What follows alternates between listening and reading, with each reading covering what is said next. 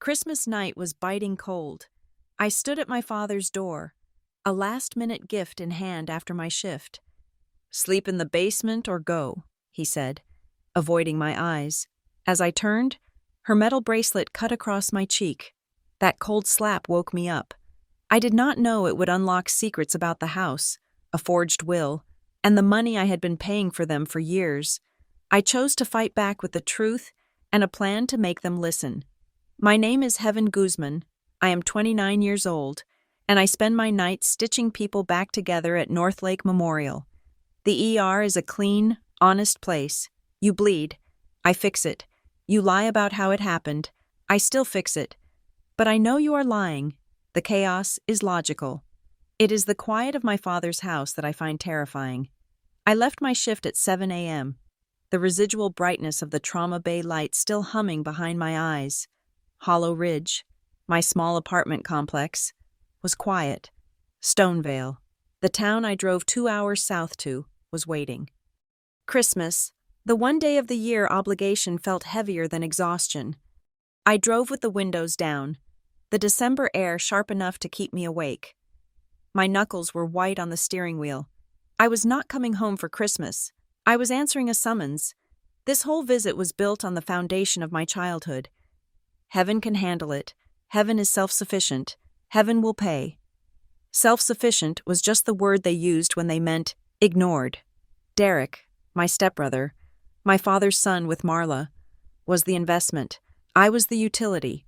Derek, who was 31 and had never held a job for more than 6 months, was always finding his footing.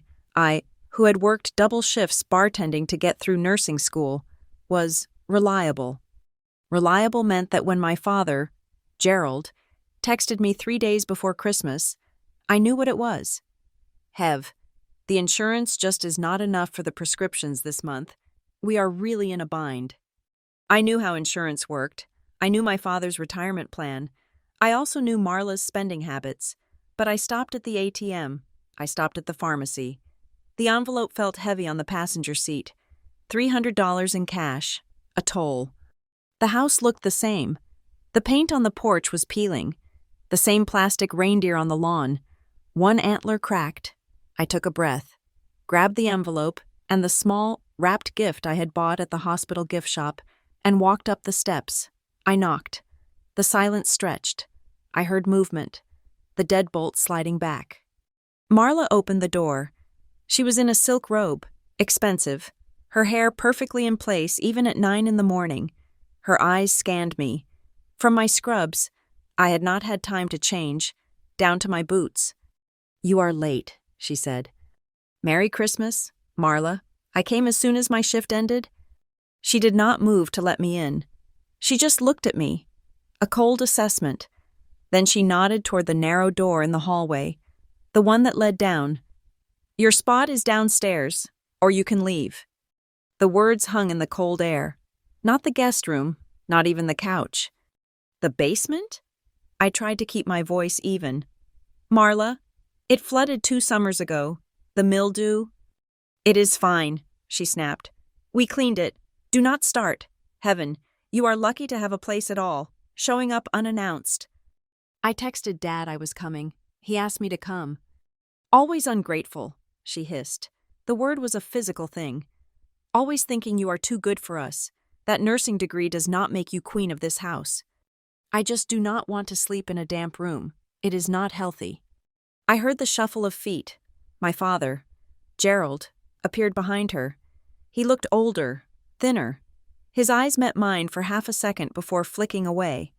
"Heaven, please," he said, his voice soft, useless.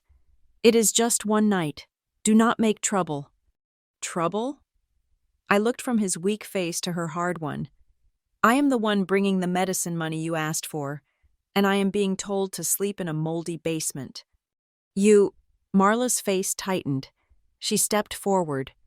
I should have seen it coming. I work in the ER. I see violence every day. But this was not the desperate, frantic violence of the Trauma Bay. This was cold, calculated. She did not swing with her palm. She swung with the back of her hand. Her wrist was covered in heavy, stacked metal bracelets. The sound was a sharp clack against my jaw, the metal connecting with bone. My head snapped to the side. A sharp, hot pain exploded across my cheek. I tasted metal. The air went still. "Oh shit," a new voice said.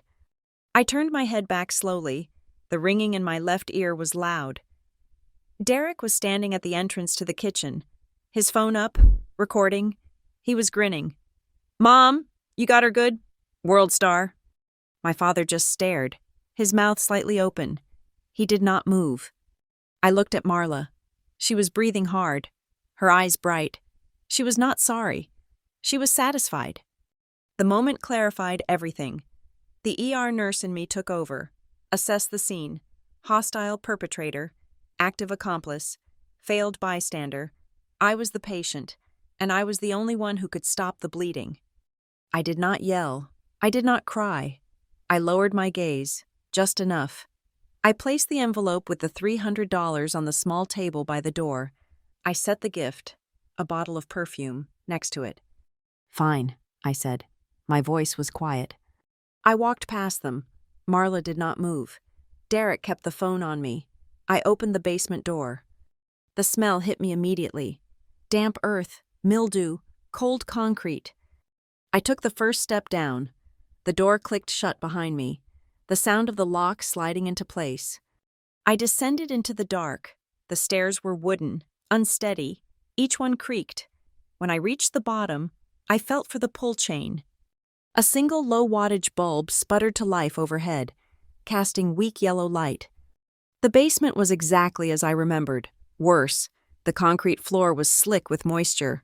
The walls, painted cinder block, had a dark, creeping stain of mold climbing up from the floor. A line, about 3 feet up, showed where the floodwaters had settled. Old furniture, a ruined couch, a rusted weight bench, was shoved against one wall, draped in dusty plastic. In the corner was a metal cot, the kind used for camping, with a thin, stained mattress on it. My cheek was throbbing. The cold was immediate, seeping through my scrubs, through the soles of my shoes. I sat on the edge of the cot. The metal groaned. Why? The question echoed in my head, louder than the ringing in my ear. This was not just cruelty. This was tactical. They did not just want me uncomfortable. They wanted me gone. The ultimatum was clear. Sleep in the basement or go. They had expected me to choose go. My compliance had surprised them. They needed me out of the way. Why? I pulled my phone from my pocket. My hands were shaking, but not from fear. It was adrenaline, the clean, cold rage of the professional. I turned on the camera, switched it to the front-facing view. The light was bad, but the injury was clear. A sharp, red line, already swelling, ran from my cheekbone down to my jaw. Dotted along the line were the distinct small welts from the texture of her bracelet. I took 3 pictures, clear, focused. I opened my texts. Maya Ortiz, my charge nurse, my friend, the most pragmatic person I knew. I attached the photos. Me, Merry Christmas from Stonevale. Time-stamping this. Her reply was almost immediate. Maya, heaven, call the police. That is assault. Me, not yet. They locked me in. Maya, I will call them. Me, no, wait. They wanted me to leave. I am staying. Something is wrong here. I needed to find out why. I stood up, phone flashlight on, sweeping the beam across the damp walls. I was looking for anything. An answer. My light hit a stack of cardboard boxes on a metal shelving unit. One of the few things that had been high enough to escape the flood. They were covered in dust. Old clothes, Christmas decorations. And then I saw it. A banker's box, tucked at the bottom of the stack. The handwriting on the label neat. Familiar. It was not my father's handwriting. It was my mother's. Eliza, my mother, who died 10 years ago. The label read, Eliza, personal, taxes, insurance. My breath caught. Why was this here? Why was this, of all things, in the damp, ruined basement and not in the dry attic or my father's office? Marla had systematically erased every other trace of my mother from the upstairs. I pulled the box down. The cardboard was soft from the humidity, but the contents seemed protected by a plastic file holder inside. I wiped the dust off the lid. The single bulb overhead gave a violent flicker, buzzing loudly, then stabilized into its weak glow. I looked at the box. I looked up at the ceiling, toward the sound of their footsteps moving around in the kitchen above me. I was not leaving. I was not sleeping. I was staying to find out exactly what they were trying so desperately to hide. The cold in the basement was a different kind of cold than the air outside. It was a wet, heavy cold that settled into my bones immediately. My cheekbone felt like a hot wire, a stark contrast to the chill. Above me, I could hear the muffled sounds of the house, the television, the clatter of pans, and once, Derek's loud, barking laugh. They were having Christmas. I was in the crypt. I ran my fingers over the damp cardboard lid of the box. Eliza, personal, taxes, insurance, my mother's handwriting, precise, elegant, a little slanted to the right. A wave of grief hit me so hard I had to sit on the edge of the rusted cot. She had been gone 10 years, but Marla's slap felt like it was trying to erase her memory from my face. Wiping the grit from my hands onto my scrubs, I lifted the lid. The smell of old paper and mildew rose up. Inside, the plastic file holder had done its job. Mostly, the edges of the manila folders were brown and soft, but the contents were legible. The first folder was labeled Taxes, 2018. But it was not tax returns. It was bank statements. Stonevale Community Bank. The account was in my father's name, Gerald Guzman. I flipped through the pages, a record of deposits and withdrawals, and then I saw it, on a signature card stapled to the back of a statement from March, a change request. Add cosigner. It was not my father's signature. His was shaky, hesitant. This was bold, loopy, filling the entire space, a signature I recognized from a decade of birthday cards I was forced to sign. Marla. How? This was my mother's box of records. Why were Marla's recent financial documents in here? Had she taken possession of my mother's entire recorded life, merging it with her own? The violation felt profound, a colonization of the past. I put the folder aside and picked up the next one. Medical, Gerald. My breath fogged in front of me. This was it, the reason I was here, the bind they were in. I pulled out a thick stack of explanation of benefits forms from the insurance company.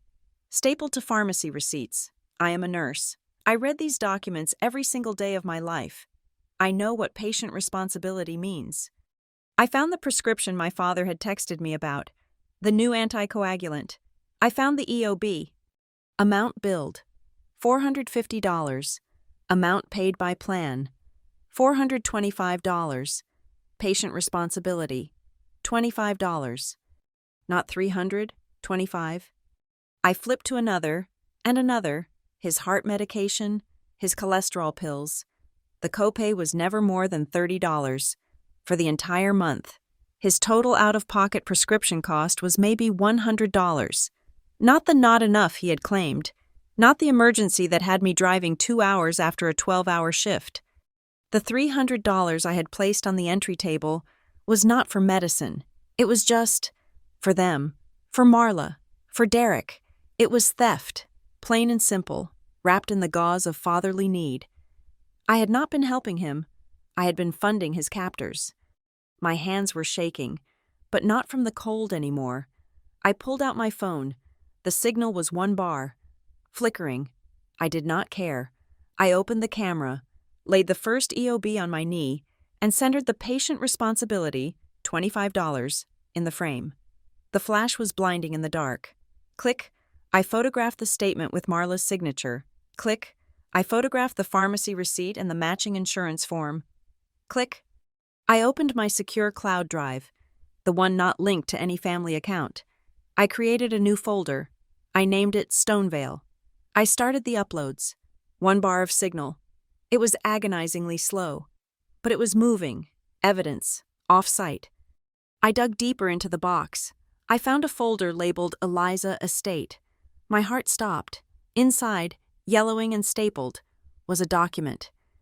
Temporary Agreement of Asset Division, dated 3 weeks after my mother's funeral. I scanned the dense legal text.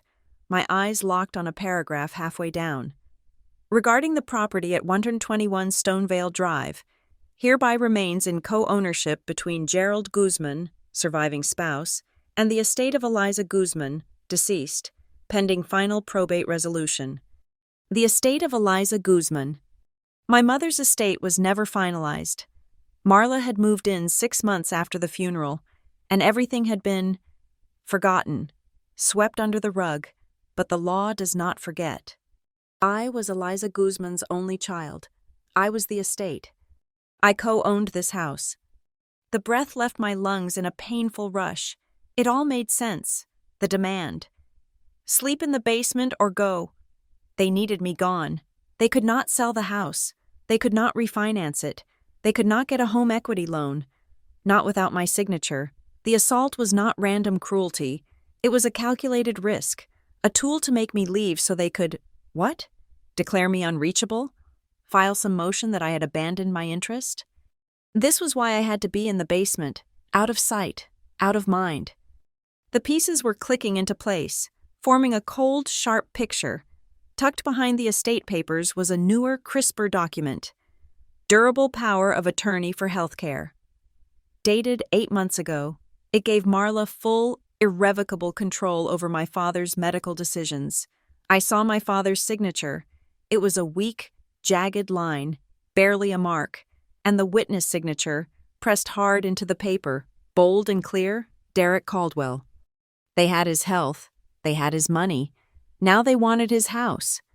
The last file contained receipts, not small ones, a thick stack from a company called Vantage Fix LLC. I read the invoices. Subfloor joist stabilization. Living room. $4,000. Attic ventilation refit. $2,000. Foundation ceiling. $3,000. I knew this house. The joists were fine. Marla had just put in new hardwood flooring. The ventilation refit was when she had the attic converted into a craft room for herself. This was not repair. This was renovation. Laundered through a fake contracting company, and given Derek's role as witness, I had a strong feeling I knew who was behind Vantage Fix. And then, the last piece of paper, a small invoice from a local security company. Installation fee, 4 indoor micro cameras, nanny cam package. A chill, colder than the concrete floor, traced its way up my spine. They were watching him, inside the house. This was not a home, it was a holding cell. The basement was solitary confinement. My phone buzzed, making me jump. A text from Maya. Maya. That's it. Cops? Now? Or I am driving to Stonevale. I fumbled with the phone, my fingers numb. Me. No, don't. A police report is messy. It's my word against hers. Derek filmed it. He'll spin it. But I just found the real story. It's not the assault. That was just leverage. They are stealing from him. Maya. They're trying to steal the house. My mother's house. Maya. Heaven, you are not safe in that basement. Get out of there. Go to a hotel.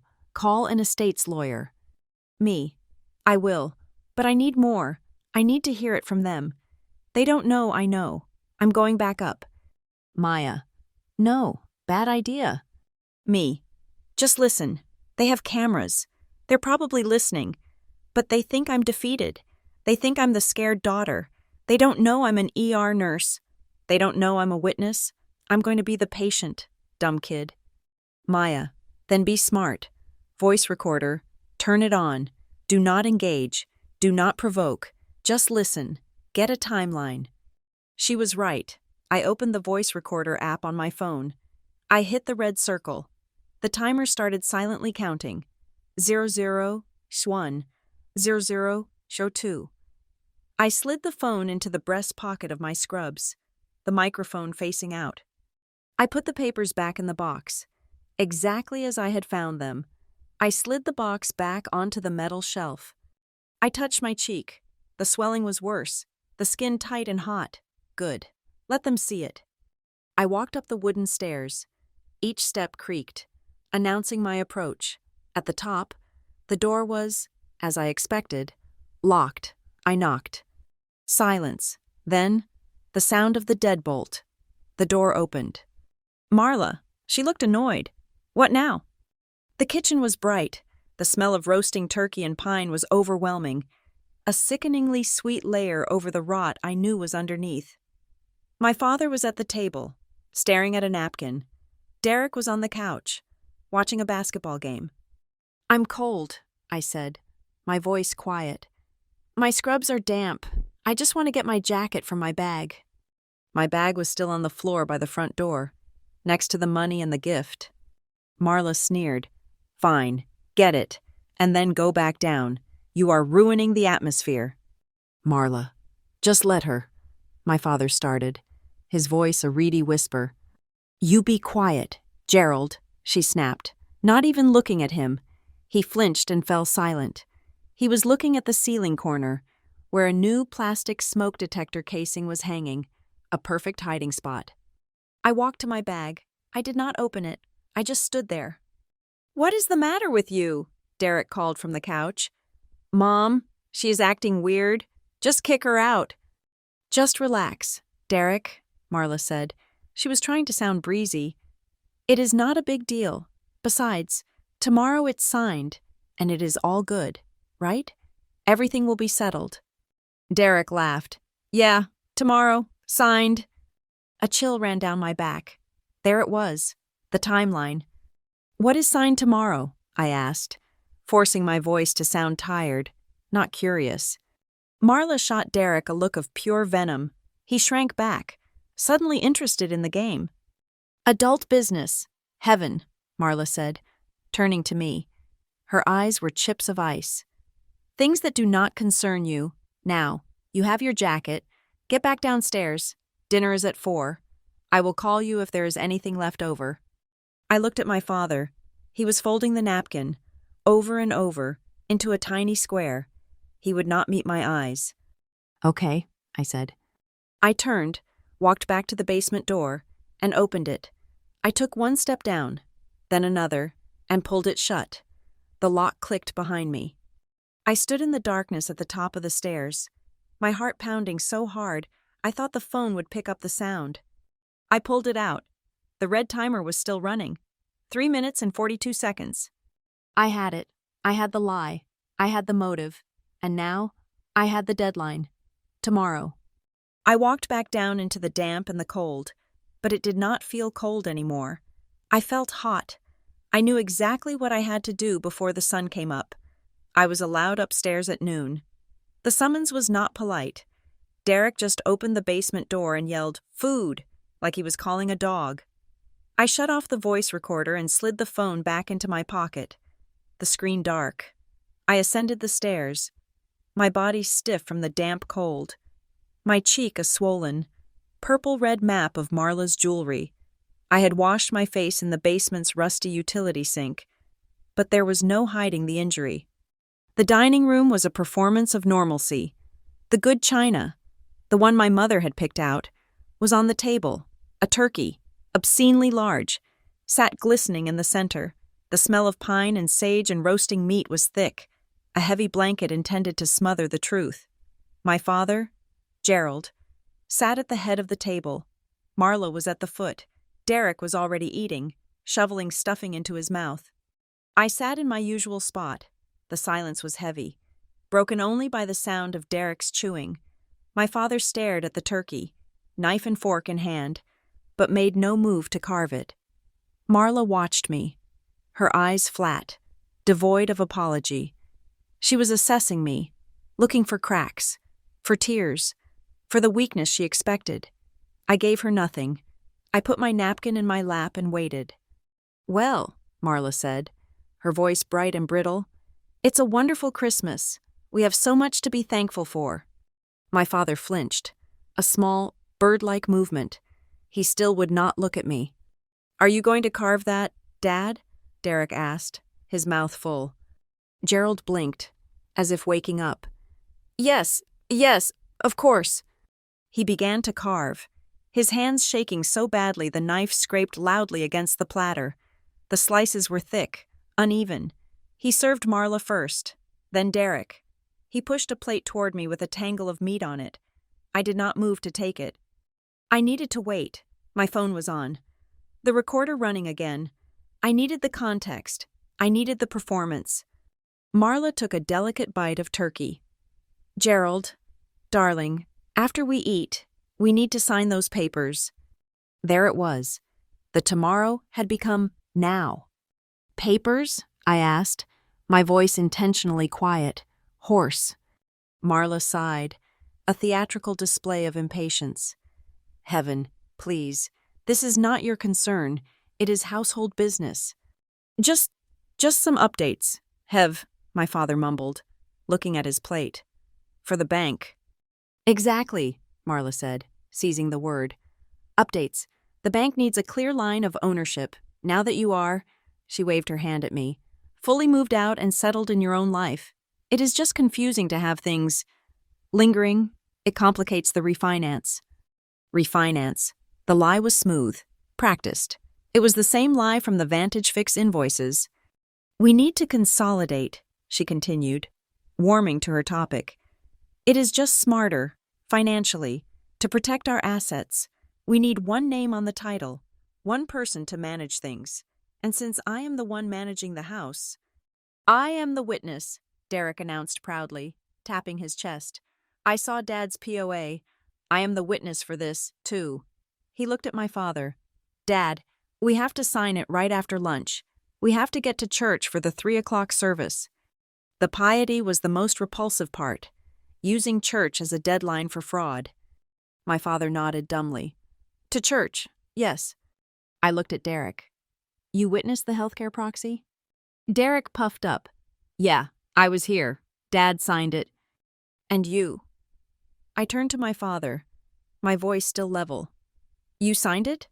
The one that gives Marla control over all your medical decisions? It is adult business. Heaven, Marla cut in, her voice hardening. This is what people do when they build a life together. They protect each other, something you would not understand. I understand healthcare directives, I said. I am a nurse. I see them every day. I see them abused. This is not an abuse, Marla said, her voice rising. I just asked Dad, I said, turning back to him. The room was silent. Dad, why did you sign it? Gerald shrank. He looked at Marla, then at his plate, then at the wall. Marla said it was for convenience. In case of an emergency, she said it was just easier. It is easier, Marla said. Easier than what? I asked. Easier than calling me? His next of kin? You are never here, Marla shouted, slamming her fork down. The china clattered. You are off in Hollow Ridge playing hero in your little hospital. I am the one here. I am the one changing his bandages. I am the one scheduling his appointments. I am the one who deserves the authority. Because I am the one doing the work. You are just a visitor. A visitor who was told to sleep in the basement, I said. You were told to sleep there because your attitude is poison, she shrieked. Marla, please, my father whispered. It is Christmas. No, Gerald, I am tired of this. I am tired of her waltzing in here, looking down on us, questioning every single thing. I am not questioning, I said, my voice dangerously calm. I am suggesting, if these papers are just a simple update, just a formality for a refinance, then you would not mind if we had a neutral third party look at them, just to be safe. We can send them to Mr. Henderson's office. He handled Mom's estate. He could review them by Monday. The flaw, I had hit it. Marla's face, which had been red with anger, went pale. The blood drained away, leaving her makeup looking like a mask. Derek looked confused, glancing between us. A lawyer, Marla said, her voice dropping to a low hiss. A lawyer. If it is all standard, it is not a problem, I said, holding her gaze. You, she started, pointing a finger at me. You are accusing me. I am protecting him, I said, nodding toward my father, who looked like he was about to be physically ill. Before Marla could reply, before the accusation could fully land, the doorbell rang. The sound was sharp, cheerful, utterly out of place. We all froze. "Who is that?" Gerald asked, panicked. "That," Marla said, composing herself instantly, smoothing her hair, "is our appointment." She threw her napkin on the table. "Derek, get the door." "Appointment? On Christmas Day?" I asked. "People work, Heaven. Unlike you, some people have ambition." Derek opened the front door, and a woman's voice, loud and confident, filled the hallway. "Marla, Merry Christmas! I am so sorry to intrude, but you said noon, and my next one is at 2. The market waits for no one." A woman in a sharp red blazer, holding a tablet, walked right into the dining room. She stopped when she saw us. "Oh," she said, her professional smile faltering only slightly. "You are in the middle of lunch. I am so sorry. Iris Hale, Hale Realty." She offered a hand to no one in particular. My blood went ice cold. Hale Realty, not a banker, a realtor. Refinance was the lie. Sale was the truth. Marla shot her a look. "Iris, I said we would be ready after lunch." My mistake, Iris chirped, unbothered. She looked around the room, her eyes scanning the crown molding, the hardwood floors, the entryway. "But this is lovely. Great bones, just as you said." She turned to my father. "Gerald, you must be so proud of this place, but you are making a smart move, cashing out now, while Stonevale is a seller's market. Genius. And Marla, you were absolutely right." Iris tapped her tablet. "Getting that title cleared first is the key. Once we have the paperwork showing you as the sole proprietor, we can list by the 1st of the year. I promise you, with this location, we will have multiple offers, all cash, in less than 30 days. The room was absolutely silent. The only sound was the audio file growing on my phone. My father was staring at Iris Hale, his mouth open, his face a mask of pure, uncomprehending shock. "Sell?" he whispered. "We are selling?" Iris looked at Marla, her smile finally dropping. "He knows, right?" Marla's eyes were on me. They were not angry.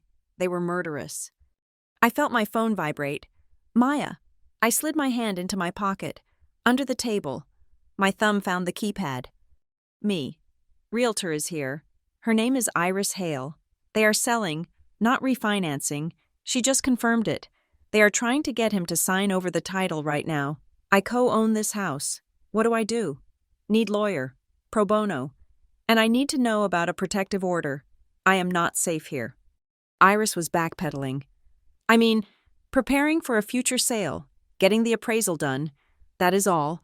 Standard procedure." "You," my father said, looking at Marla. "You told me it was for the bank.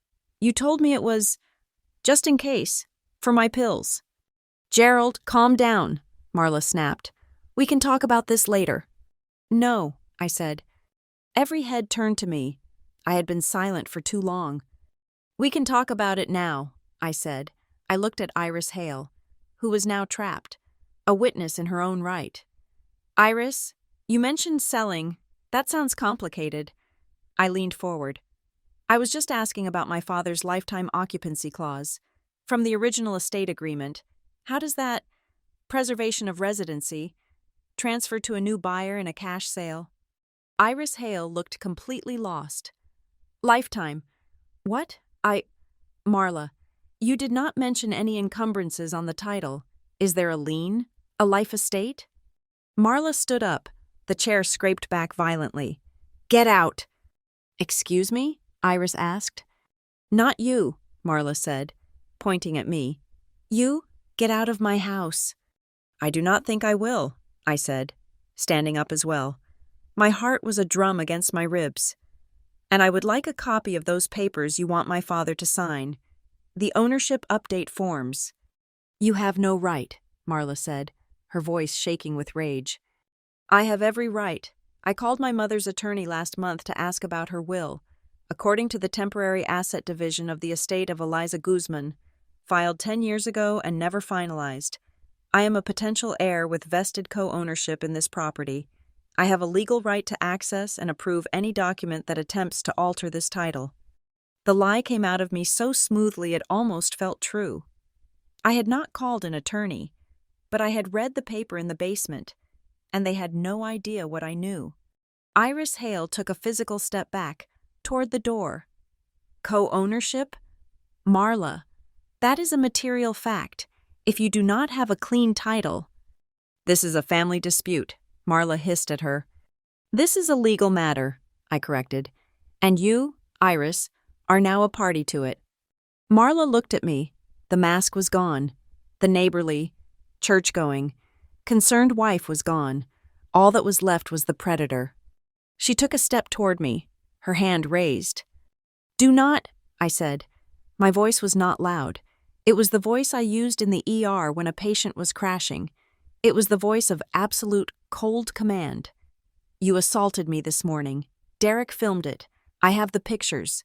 My phone is recording this entire conversation. This realtor is a witness. If you touch me again, I will have you arrested. She stopped. Her hand hovered in the air. You have nothing, she whispered. A desperate, final attempt. You have nothing here. I looked at her, at my father who was now weeping silently into his hands, at Derek who looked terrified, and at the realtor who was already halfway out the door. I have the truth, I said. And I have the title. Now give me the papers. The explosion at the lunch table left a smoking crater in the middle of their Christmas. Iris Hale had practically run out of the house, muttering about full disclosure and wasting her time. Marla, her face a mask of incandescent rage, had simply pointed, basement, now. My father was still at the table, his shoulders shaking, his face in his hands. Derek had taken a step toward me, his fists clenched, but Marla had stopped him. Not now. Derek, don't be stupid. I said nothing. I had the audio recording of the entire encounter, including Iris Hale's confirmation of a sale and my father's shocked. Sell? I had Marla's threat. I had my claim to co-ownership on tape. I turned and walked back to the basement door, my back tingling, expecting a push. It did not come. The door was shut, and the lock, once again, clicked into place. The adrenaline from the confrontation kept me warm for an hour. I sat on the cot, replaying the audio, saving copies, and uploading the file to my secure drive. My phone vibrated with a storm of texts from Maya. Maya. She admitted the sale? The realtor was there? Heaven, this is gold. I'm on it. I have a name. Lydia Crane. She's pro bono. Specializes in elder law and contested estates. She's on call for emergencies. I've sent her the basics. She's standing by. She said to get any and all documentation, and she wants to know if you feel you're in immediate danger. Me. I'm locked in the basement again. The danger is not immediate. It's calculated. They know I'm a problem, but they don't know what I have. They just think I'm guessing. They think I'm a roadblock, not a witness. Maya. Lydia said to keep your ringer off. Keep documenting. We're building the case. As the adrenaline faded, the damp cold returned. More bitter this time. Night fell. The single bulb overhead seemed dimmer. I ate a protein bar from my bag, which I had grabbed on the way down. I was now a prisoner in my own mother's house. I looked at the invoice I had photographed. 4 indoor micro cameras. I had seen the one in the dining room, disguised as a smoke detector. Where were the others? And more importantly, where was the hub? Where did the data go? I started at the breaker box. Everything looked normal. I traced the wiring along the ceiling joists with my phone's flashlight. Coaxial cables for the old television. New Romex for a circuit Derek probably ran himself. And then I saw it. Behind a stack of old paint cans on a wooden shelf, a single black wire snaked down the concrete wall to an outlet I had not noticed. It was not a standard outlet. It was a small plastic box. The wire was thin, like a router cable. I moved the paint cans. They were heavy, half full, the air thick with the smell of old latex.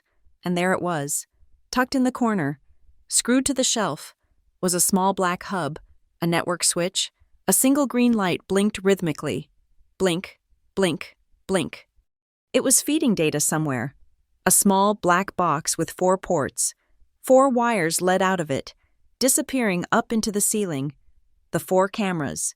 A 5th wire ran to the outlet. And on the side of the box, a tiny, almost invisible slot. A micro SD card slot. My heart hammered. This was the local storage, the backup. This was where the recordings lived before being uploaded to whatever cloud service Marla was monitoring. I looked at the blinking green light. It was on. Active. Recording. Recording. What? Me? Down here? No. The wires went up. It was recording the house. It was recording them. My hands were shaking. I needed that card. But if I took it, they would know. The feed would stop. Marla would check. She would know I had found it.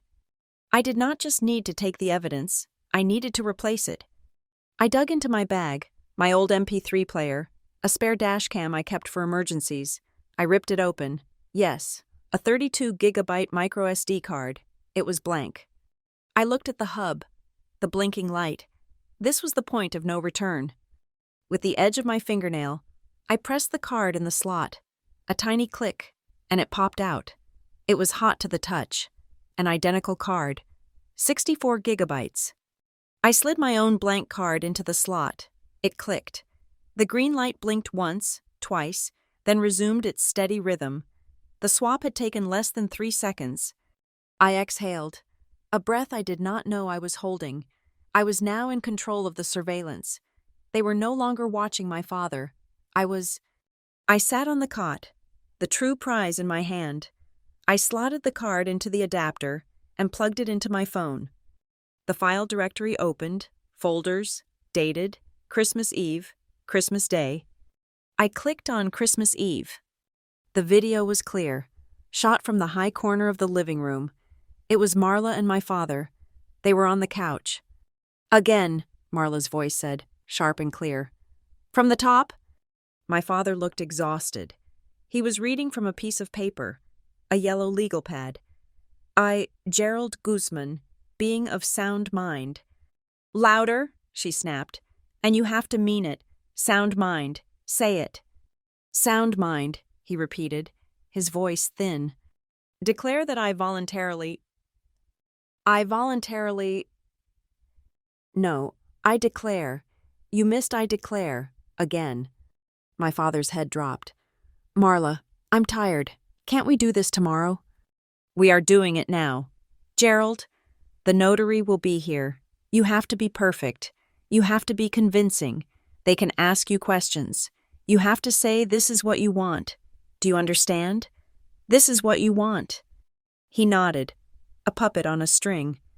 This is what I want. I felt sick. This was not just manipulation. This was a rehearsal for a crime. I clicked on the next file. This one was from the kitchen. The camera was in the hood vent. It was just Derek.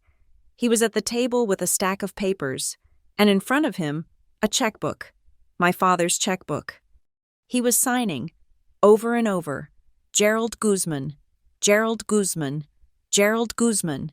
He would sign, then hold it up next to a real signature, comparing the loops, the slant. He was practicing. He was forging my father's signature. This was Vantage Fix LLC. This was the healthcare proxy. This was the bank co-signing. It was all here. I stopped the video. My hands were cold, but my mind was perfectly clear. I knew exactly what I was looking at. Conspiracy to commit fraud, forgery, elder abuse. I began the upload, all of it, the videos, the audio from lunch. I attached them to a new email, addressed to Lydia Crane, the lawyer Maya had found. I saved it as a draft. Then I went into my settings. I found a Dead Man's Switch app I used for hiking. If this phone did not connect to my home Wi-Fi in 24 hours, it would send the draft. I activated it. If they took my phone, if they destroyed it, it would not matter. The evidence was already gone. I was finishing when I heard a faint tapping. Not on the basement door, on the small, high window that looked out at ground level. I froze. I moved to the window. My phone's flashlight off. Through the dirty glass, I saw a shape. I tapped back. A voice, barely a whisper. Heaven? Honey? It's Ruth. Ruth Pennington, our neighbor for 30 years, the woman who had given me cookies after my mother died. I fumbled with the latch. It was rusted shut. I pushed, my shoulders straining. It gave way with a groan. The window opened a few inches, letting in a blast of frigid air and the smell of snow. Ruth's face was there, framed by a wool hat. She was holding a foil-wrapped plate. "Oh, dear," she whispered, her eyes wide, looking at my swollen cheek. What did she do to you?" "It's okay. Ruth, what are you doing here?" "I saw them put you down here. I heard the lock. It's Christmas. I brought you some cookies." She pushed the plate through the gap. "And I came to tell you, I have been listening." "Listening?" "This past year," she said, her voice fast, urgent. "It's gotten bad. I hear her yelling. Not just yelling, but cruel. Things a person should not say. I hear things falling. Twice now. I've heard him, your father, crying. I wrote it down. I keep a little log. The dates, the times. I was going to call Adult Protective Services, but I was scared. I'm just an old woman. But now you're here." My heart seized. A witness, a timeline, corroboration. "Ruth," I said, "keep that log. Keep it safe. Can you take a picture of it and text it to me?" "I can," she said, nodding. "Yes, I will." "Thank you," I whispered. "You are not alone in this. I am handling it." She nodded, her eyes full of tears. "Be careful. Heaven, she's not right." She pulled her hand back and was gone. The snow was falling harder now. I closed the window. I had a witness. I sat on the cot, my mind racing. I had the documents. I had the videos. I had the audio. I had a witness. The basement door lock scraped. I pocketed my phone, my heart leaping into my throat. The door opened. It was my father. He was alone. He looked terrible, his face gray, his eyes hollow with fear. He came down the stairs, one hand on the railing, as if he might fall. "Heaven," he whispered. "Dad." He looked at me, his eyes landing on my bruised face. A small, dry sob escaped him. "Oh, Hele." He always called me Hele. "What she did." "It's okay, Dad." He shook his head. He walked toward me, but his eyes kept darting to the corner, the shelf with the paint cans. He glanced right at it. He knew about the camera hub. He was a prisoner, and he knew where the guards were. He was terrified of being caught, even now, speaking to me. He reached me and put his cold, trembling hand on my arm. He opened his mouth, but no sound came out. He just looked at me, his eyes screaming, "Help me." I could not speak. If he knew about the hub, he knew there was a microphone. I pulled my phone out. I opened a new text message. I typed, my thumbs fast. I know everything. They are forging your name. They are stealing your money. They are trying to sell the house." I showed him the screen. His eyes read it. He nodded. A single, violent jerk of his head. Tears streamed down his face. I typed again. "I'm going to stop them, but I need you to be strong. I am going to get you an independent medical evaluation. A doctor who is not hers. Do you understand?" He nodded again. "Yes." I typed one last time. "They are having a notary come tomorrow morning to make you sign. We are going to stop it, together. Just wait for my signal." He nodded. He squeezed my arm. A flash of the man he used to be. A flash of Eliza's husband. He started to whisper. "Don't talk," I mouthed. He just nodded, wiped his face, and turned. He walked up the stairs, each step a century. He pulled the door shut. I did not hear the lock. He had left it unlocked for me. My phone, which I had left on the cot, buzzed. It was a text, not from Maya, From Derek. Derek, you think you are so smart. Ruining Christmas. Dad is weak. Mom is just trying to protect our future. You try to stop this tomorrow, and you will regret it. I promise you. You will be the one who needs a nurse. A threat? A direct, written threat. I took a screenshot. I saved it to the Stonevale folder. I added it to the email draft for Lydia Crane. My plan was solid. I had all the pieces. I was going to let the notary come. I was going to let Marla and Derek set the stage. I was going to let them walk right into the trap. I sat on the cot. I left my phone on the mattress. Voice recorder running. I needed to see if she would check on me. 10 minutes later, the door opened again. It was Marla. She did not come down. She just stood at the top of the stairs, a dark silhouette against the hallway light. She was listening. "Heaven?" she called down, her voice falsely sweet. I did not answer. I just breathed, slow and even, pretending to be asleep. She waited. 30 seconds. A minute. I could feel her staring into the darkness. Then I heard her mutter. So quiet, I almost missed it. "It does not matter. Tomorrow morning, after the notary. This is locked down. She can rot down there for all I care." She pulled the door shut. This time, I heard the deadbolt slide home. I picked up my phone. I stopped the recording. I saved it. "Locked down," I whispered to the damp air. I texted Maya. "Tomorrow morning, they have a notary coming. She just confirmed it. Have Lydia Crane ready. We are going to stop this in real time." The snow was thick against the small window now, a white, suffocating blanket. The time was coming. The basement was a block of ice. I did not sleep. I sat on the cot, my phone fully charged from my battery pack. My mind cataloging the files, the video of the forgery, the audio of the coercion, the text message from Derek, the photos of my face. I had spent the night in the cold. Hard logic of evidence. At 8:15 in the morning, the day after Christmas, I heard the heavy scrape of the deadbolt. The door opened. Marla. She was dressed in a sharp navy blue pantsuit, her hair sprayed into a perfect helmet. She was wearing makeup, a bright red slash of lipstick. She looked at me in my damp scrubs, my matted hair, and my bruised face, and she smiled. It was a smile of pure, venomous triumph. "Get upstairs," she said, her voice crisp. "The notary is here. You wanted to be involved? Fine. You can come and watch your father sign his life over to me. Then, you will be escorted from this property. If you resist, I will have you arrested for trespassing." She thought I was bluffing. She thought my stand at the lunch table was a desperate, childish tantrum. She had no idea I had spent the night in her server room. I stood up, my joints cracking. I said nothing. I walked past her, up the stairs, and into the dining room. It was no longer a dining room. It was a boardroom. The turkey was gone. The table polished. At the head sat my father, Gerald. He was wearing a suit jacket over a stained t-shirt.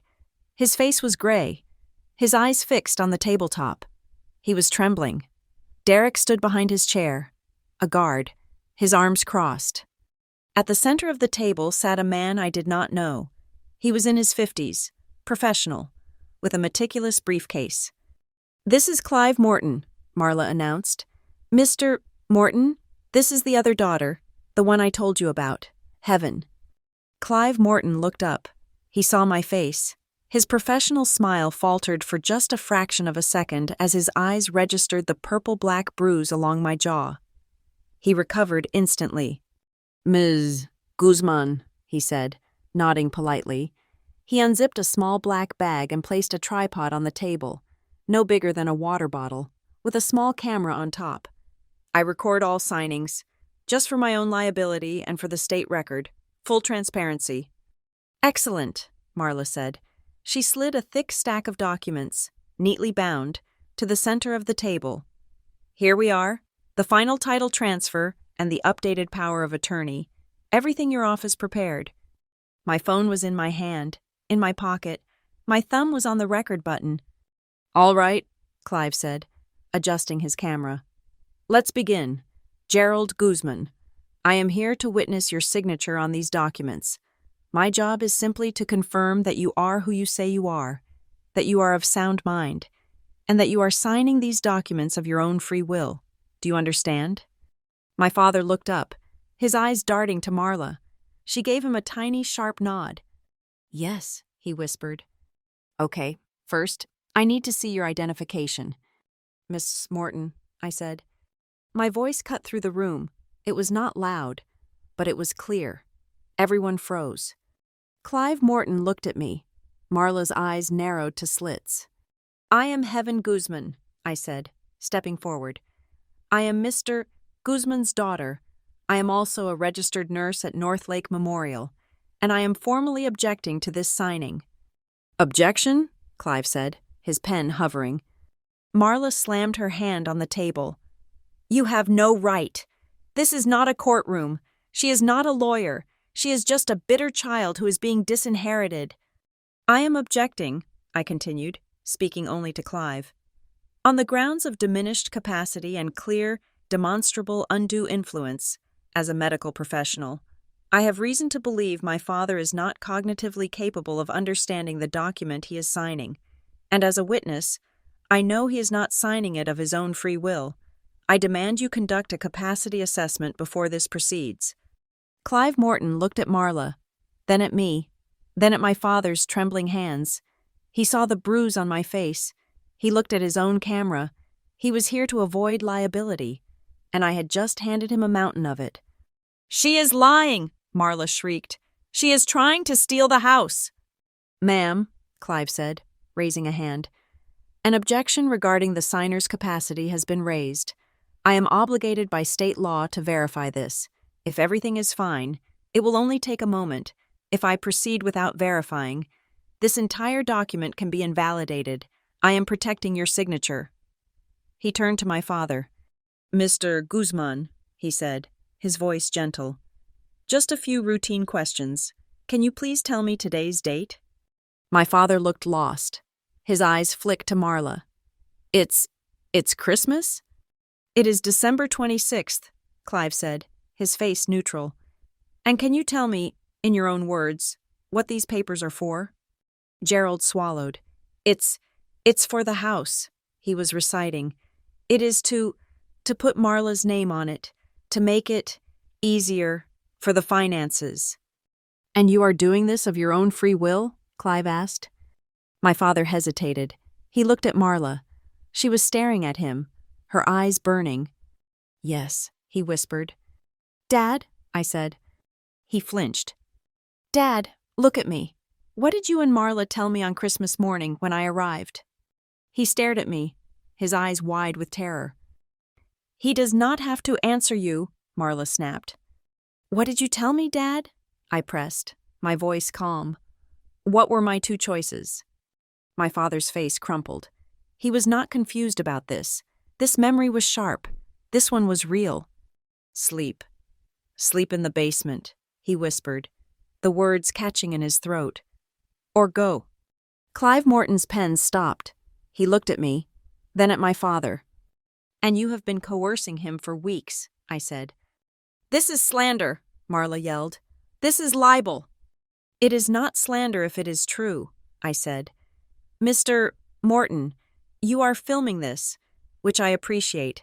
I have a video for you as well. It was recorded by the security system in this house on Christmas Eve. Please, watch." I pulled my phone out. Marla's face went white. "Derek," she hissed. "The hub." But it was too late. I turned the phone to Clive Morton. I hit play. The video was clear. The audio. Crystal. Marla's voice. Again, from the top. My father's voice. "I, Gerald Guzman, being of sound mind." Marla's voice. "Louder, and you have to mean it." "Sound mind. Say it." My father's voice. "Sound mind." I hit stop. The silence in the room was absolute. Clive Morton slowly stood up. He packed his camera. "Stop," he said. "This signing is terminated. I will be filing a report with the Secretary of State noting a session terminated due to clear evidence of signer coercion and suspected elder abuse. The word hung in the air, abuse. Marla's composure shattered. The mask of the grieving wife, the competent caretaker, the real estate visionary, it all burned away. "You little bitch," she hissed, her voice a low growl. "You were in the basement. How? How did you—" "Derek, get that phone." Derek, who had been frozen, lunged. He was not a planner. He was a reactor. He lunged across the table, his hand outstretched, to grab my phone. I did not flinch. I did not even step back. "Do not touch her," Clive Morton yelled, his voice a sudden, sharp command. "That is assault. I am witnessing it. You are interfering with a legal proceeding. That is her personal property. Back away." Derek froze, his hand inches from my face. I held my phone up, away from him. With my other thumb, I dialed. "What are you doing?" Derek stammered. "Stonevale Police Department," I said, my voice as flat as an EKG. "Yes, I need an officer dispatched immediately to 121 Stonevale Drive. I need to report an assault that occurred yesterday, and I am currently in a situation involving financial elder abuse and forgery. The perpetrators are on site." I gave them the names, Marla Guzman, Derek Caldwell. "You are done," Marla whispered, her face pale, her hands shaking. "You are dead. You will never work as a nurse again. I will ruin you." The doorbell rang. We all looked. Then, a loud, insistent knocking. Derek, looking panicked, went to the door. 2 police officers stood on the porch. Behind them, on the sidewalk, stood Ruth Pennington, our neighbor, in her bathrobe, holding a small notebook. "Ma'am, sir, we got a call about a disturbance." The older officer, Brody, said. "Officer, thank God," I said, stepping forward. I pointed to my face. "This is Marla Guzman. She assaulted me yesterday morning, leaving this mark. Her son, Derek Caldwell, filmed the assault and is in possession of the video. They are currently attempting to force my father, Gerald Guzman, who suffers from cognitive decline, to sign over his house so they can sell it. I have video of them rehearsing his lines. I have evidence of them forging his checks. And this man, Clive Morton, is the state notary who just terminated the signing due to coercion." It all came out. Fast, clean, factual, a medical report. Brody's entire demeanor changed. He looked from my face to Marla, to my father, who was now openly weeping.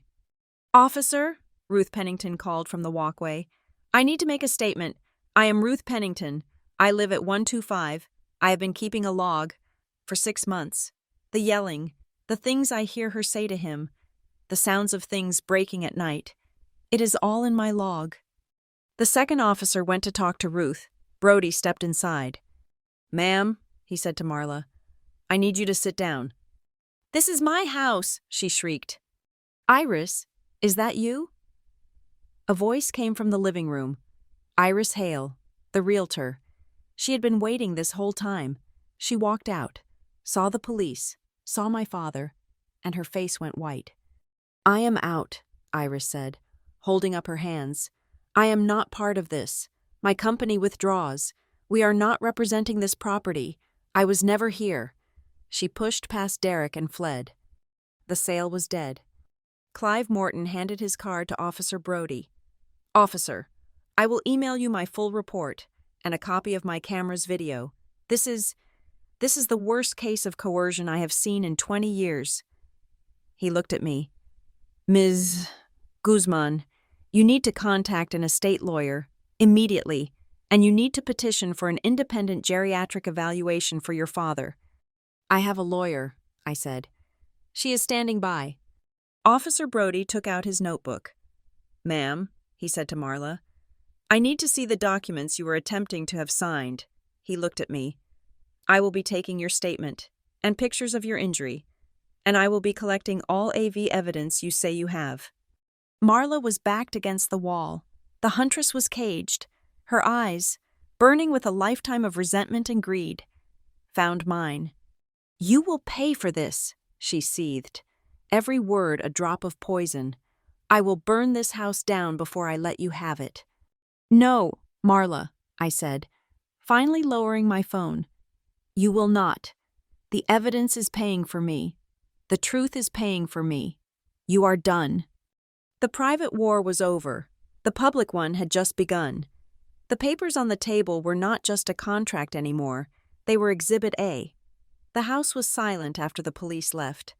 Officer Brody had taken our statements, photographed my face, and collected the USB drive I'd made from the micro SD card. Marla and Derek were in the living room, ordered to stay put, their faces pale and pinched. My father was in his bedroom, the door shut. The immediate, explosive threat was gone, but the war was just beginning. I went back to the basement. This time, I went by choice. It was the only secure room in the house, the only place I knew was not being watched. I sat on the metal cot, the cold seeping into my scrubs, and pulled out my phone. I made the call. "Is this Lydia Crane?" "This is she." Her voice was low, fast, and completely devoid of sentiment. It was the most comforting sound I had ever heard. "Are you Heaven?" "Yes, Maya Ortiz contacted you." "She did," Lydia said. "I have your preliminary notes, the audio file you sent Maya from the lunch, and the photos of your face. What the police just collected is the appetizer. We need the main course. I spent the last hour pulling the county probate records for Eliza Guzman, deceased." "And?" I asked, my voice flat. "And you were right to use the term co-ownership. Your mother's estate was never closed. It has been dormant for 10 years. You are the sole listed heir, by law. That house is 50% yours, 50% your father's. Marla is a resident with no equity. She was trying to get your father to sign away his 50% and simultaneously defraud your 50%. All in one sitting. She's ambitious. I'll give her that. But she is also incredibly sloppy." "I have more," I said. I began the process of uploading, sending her the files I had photographed in the darkness, the bank statements, the pharmacy EOBs. "Good. This is the weapon," Lydia said. "The assault gets the police involved. The financial abuse gets the court involved. The latter is what sticks." We spent the next 2 hours on the phone. It was like running a code. It was a rapid-fire triage, assessing the damage, establishing priorities. I sent her the photo of the bank statement from 2018, the one with Marla's looping signature as a cosigner. "That's a start," Lydia said. "It establishes a history of access. Now we need the recent damage. I'm filing an emergency ex parte motion for a full financial discovery based on the coercion evidence. But what do you have now?" "The pharmacy records," I said. I explained the discrepancy, the $25 copay versus the $300 demand. "Excellent. That is clean," she said. "It's the big lie. It proves a pattern of deception for financial gain. It is simple, direct, and easy for a judge to understand. Juries hate that. Judges hate it more. What else?" "Vantage Fix LLC," I said. I sent her the photos of the invoices I had found in the box. $4,000 for joist stabilization, $3,000 for foundation sealing. And the work was not done? The work was new hardwood floors for the living room and converting the attic into her craft room, I said. And the witness on your father's healthcare proxy was Derek Caldwell. Lydia went silent for a moment. I heard her typing, the clicks fast and sharp. "Give me 1 minute. Got it? Vantage Fix LLC. Registered with the state 6 months ago. Sole proprietor. Derek Caldwell. Address for service? 121 Stonevale Drive. This house." I closed my eyes. He's been invoicing his own father for fake repairs, and Marla has been paying the bills from my father's account. "It's a classic conflict of interest loop," Lydia said, her voice hard. "It is embezzlement, plain and simple. We now have forgery, conspiracy to commit fraud, and embezzlement. This is no longer a family squabble. Ms. Guzman, this is a criminal enterprise." There is more, I said. My voice was quiet. The cameras. She has been recording him. I sent her the video, the file of Marla coaching my father, drilling the lines into him. She was silent as she watched it. When her voice returned, it was different. It was colder. The legal term is undue influence. The human term is torture. She is drilling him, breaking him down, exploiting his fear. This is not just coercion for a signature. This is systematic psychological abuse. He is terrified, I whispered. He is not the man I knew. That is our next step, Lydia said. Your father is the victim. We must legally establish him as one. I am petitioning the court for an independent geriatric neuropsychological evaluation. We need a doctor, one who has never heard the name Guzman or Caldwell, to assess his cognitive state, based on that video, and his confusion over the date. I am wagering we will get a finding of mild cognitive impairment, highly susceptible to suggestion and duress. That video is our proof that Marla knows he is susceptible and is actively exploiting it. So what happens now? I asked. The police are here. They have the assault report. The assault is our lever, Lydia explained. The district attorney's office will receive that file by end of day. Officer Brody's report, combined with the testimony from the notary, Clive Morton, makes the criminal charge of assault in the third degree an easy case. But the DA moves slowly. We move fast. First, I am filing for a temporary protective order on your behalf. Marla assaulted you. Derek threatened you in writing. You are a material witness to their financial crimes. You are not safe in that house. The TPO will mandate they cannot contact you, come near you, or your workplace. They will be ordered to stay 100 yards away. That is for your safety. Second, I am filing an emergency petition in Stonevale County Probate Court. We are not just asking for a conservatorship, we are asking for an immediate asset freeze on account of financial elder abuse. We are asking to freeze all accounts bearing Gerald Guzman's name. We are asking to freeze the title of the house. We are asking to void the healthcare proxy based on the witness conflict of interest and the video of the coercion. My phone buzzed. A new text message. It was from Ruth Pennington. It was not a text. It was a series of 20 photographs, pages from her notebook. June 10th, 10 p.m. Heard a crash. Marla yelling. You are useless. Gerald, just useless. July 2nd. Saw Derek's truck. Vantage Fix.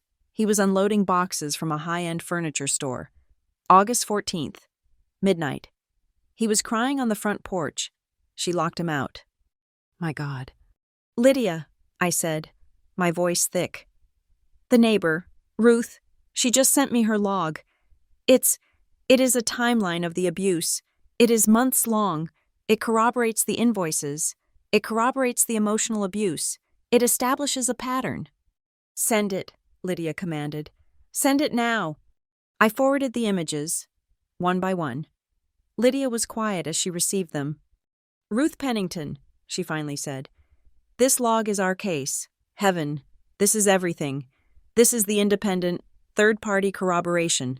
The DA has the assault. We have the fraud. The probate court will get the abuse. We have them in a three-pronged attack. The police report, the notary's testimony, the neighbor's log, the bank statements, the EOBs, the forged invoices, and the video of the coercion. We are building a wall of evidence so high they cannot climb over it. What about my evidence? I asked. It's all on my phone. The police have their copy. Now we make ours. I am sending you a link to our firm's encrypted vault. I want you to upload every single file you have, every photo, every video, every audio file, every screenshot of Derek's threat. Do it now. Do not keep the only copies on your person. I already have, I said. I set a dead man's switch last night. It's been active since I lost signal. If my phone is destroyed, the draft is sent. Lydia laughed. It was a short, sharp, appreciative sound. You are a good nurse. Triage and contingency. Good. I am filing this stack right now. I am petitioning for an emergency hearing. Given the notary's report, And the police involvement. A judge will see this as an active crisis. They will not wait. We will have a date within 48 hours. A knock came on the basement door. This time, it was polite. Officer Brody. Ma'am, you are free to go. We are done here for now. I stood up. Lydia, I am leaving the house. Good. Go to your apartment in Hollow Ridge. Lock your door. Do not speak to them. Do not speak to your father. Let me be the only voice they hear. The court will assign a temporary guardian ad litem for your father, someone neutral, who will speak for him. Your job is done for now. I walked up the stairs. The house was empty. Marla and Derek were outside, talking to the second officer, their voices low and angry. My father's door was still closed. I picked up my bag from the entryway. The $300 in cash was gone from the table. The perfume I had brought was gone, of course. I walked out the front door, into the cold December air. I did not look back. I got in my car and drove. I was shaking. The adrenaline finally leaving me, leaving behind a cold, hard exhaustion. But I was not scared. I thought of the assault, the slap, the humiliation. It was meant to break me, to make me run. But they had miscalculated. They had not been dealing with a child. They had been dealing with an ER nurse. They had shown me a wound, and I had just spent the last 24 hours tracing it back to the source. Lydia Crane was my shield. The law was my scalpel. The emergency hearing was set. The process had begun. The hearing was scheduled for the 30th of December, 5 days after Christmas. Those 5 days were the longest of my life. I went back to Hollow Ridge, back to my apartment, and took 2 shifts off. Lydia Crane had secured the temporary protective order. A uniformed officer had served Marla and Derek. They were forbidden from contacting me, coming within 100 yards of my apartment or my hospital. For the first time in a decade, I was not worried about my phone ringing. The silence was a new, strange kind of peace, but it felt thin, like ice over deep water. I spent the time sleeping, eating, and reviewing the case Lydia was building. It was a fortress. On the 29th, the day before the hearing, my phone buzzed. It was an unknown number. My heart leaped, thinking it was Marla. Violating the order, I let it ring. A text came through immediately. It is Dad. I am at the park. Please, I am using a payphone. The park? Stonevale Park? The one with the duck pond where my mother and I used to walk? He knew I would know. He was breaking the rules of Lydia's plan, but he was also desperate. I texted Lydia. My father is at Stonevale Park. He contacted me from a payphone. He wants to see me. This violates your no-contact rule. Her reply was instant. He is not the subject of the TPO. You are. He is a victim, not a perpetrator. Go. He is reaching out. This is the moment. Keep your recorder on. But this time, just listen. I drove the 2 hours back to Stonevale. The snow had started to melt, the world turning a dirty, ugly gray. The air was damp and raw. I saw him on a bench near the frozen pond. He looked smaller than I had ever seen him. He was not wearing a coat, just the same thin suit jacket over his t-shirt. He was shivering, his hands tucked into his armpits. I sat on the other end of the bench. I did not say anything. Hello, he finally whispered. He did not look at me. He just stared at the gray ice. They are gone. What do you mean, Dad? Marla, Derek, they packed bags. The day the police came, they went to her sister's in Ohio. The house is, it is so quiet. I have not been alone in 10 years. He was shaking, not just from the cold. His hands, when he pulled them out, were trembling violently. I was so scared. Hele, he whispered, and the confession poured out of him, a torrent of weakness I had been waiting my whole life to hear. I was so scared of being alone, after your mother, after Eliza. The quiet was too much, and Marla, she was loud, she was alive. She filled the space, and I let her. I let her do anything she wanted, as long as she stayed, as long as she did not leave me alone. She was poisoning you, I said, my voice flat. She was, he said, and he started to cry, a dry, racking, pathetic sob. She told me you hated me, that you blamed me for your mother's death, that you were just waiting for me to die so you could sell the house and take the money. She said you were selfish, and it was easier to believe her, because if I believed her, I did not have to feel guilty for letting her hit me, I said. He flinched, as if I had slapped him. He turned to me, his eyes red and swollen.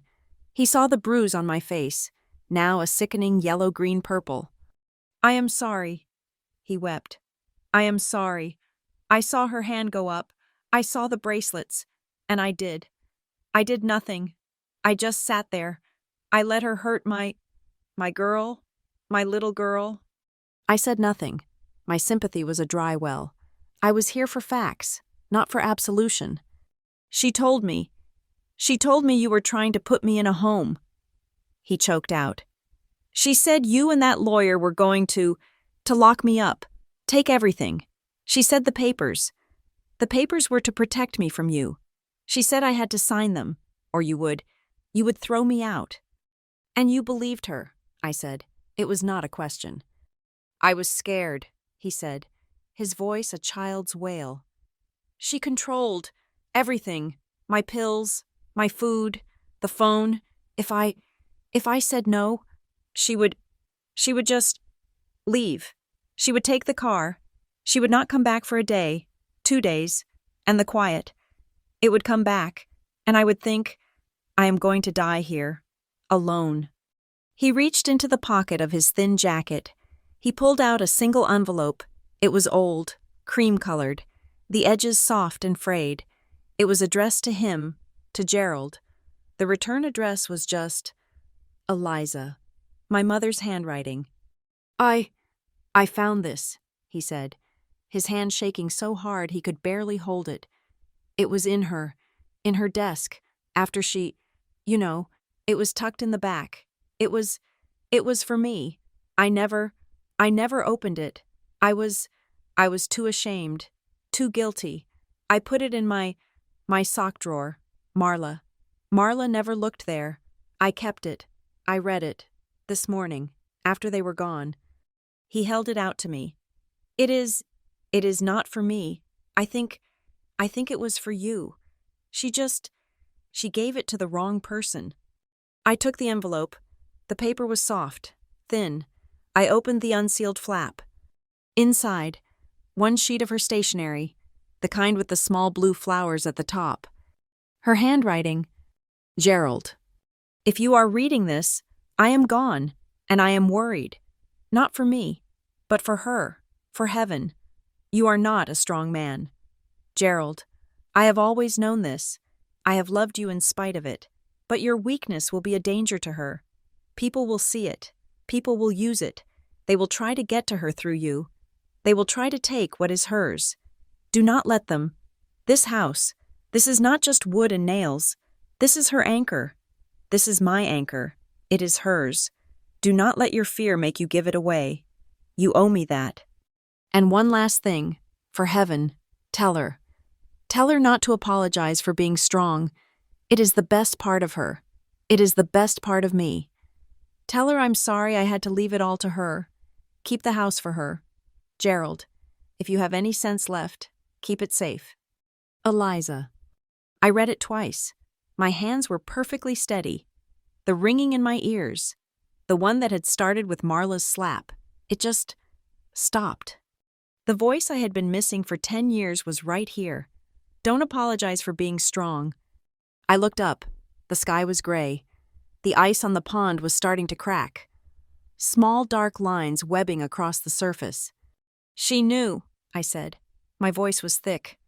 She knew, my father whispered. She always knew. I took out my phone. I opened the camera. I laid the letter on the cold bench, and I photographed it. I photographed the envelope. I sent it to Lydia. Eliza's intent, in writing. Lydia's reply was one word, weaponized. My father was watching me. I will tell them, he said, his voice gaining a small, thin thread of resolve. At the The hearing? Tomorrow. I will tell them what she did. I will tell them about the coaching. I will tell them I was scared. I will tell them I am sorry. About your face. Good, I said. I stood up. The emotional part was over. The triage nurse was back. That is good, Dad, but that is not enough. What do you mean? You cannot go back to that house, I said. Even with them gone, you cannot. You are not safe, and you are not well. You are a victim, and you need care. No, he said, panicked. No homes, please, heaven. That is what she... Not a home, I said, cutting him off. A plan, a safety plan.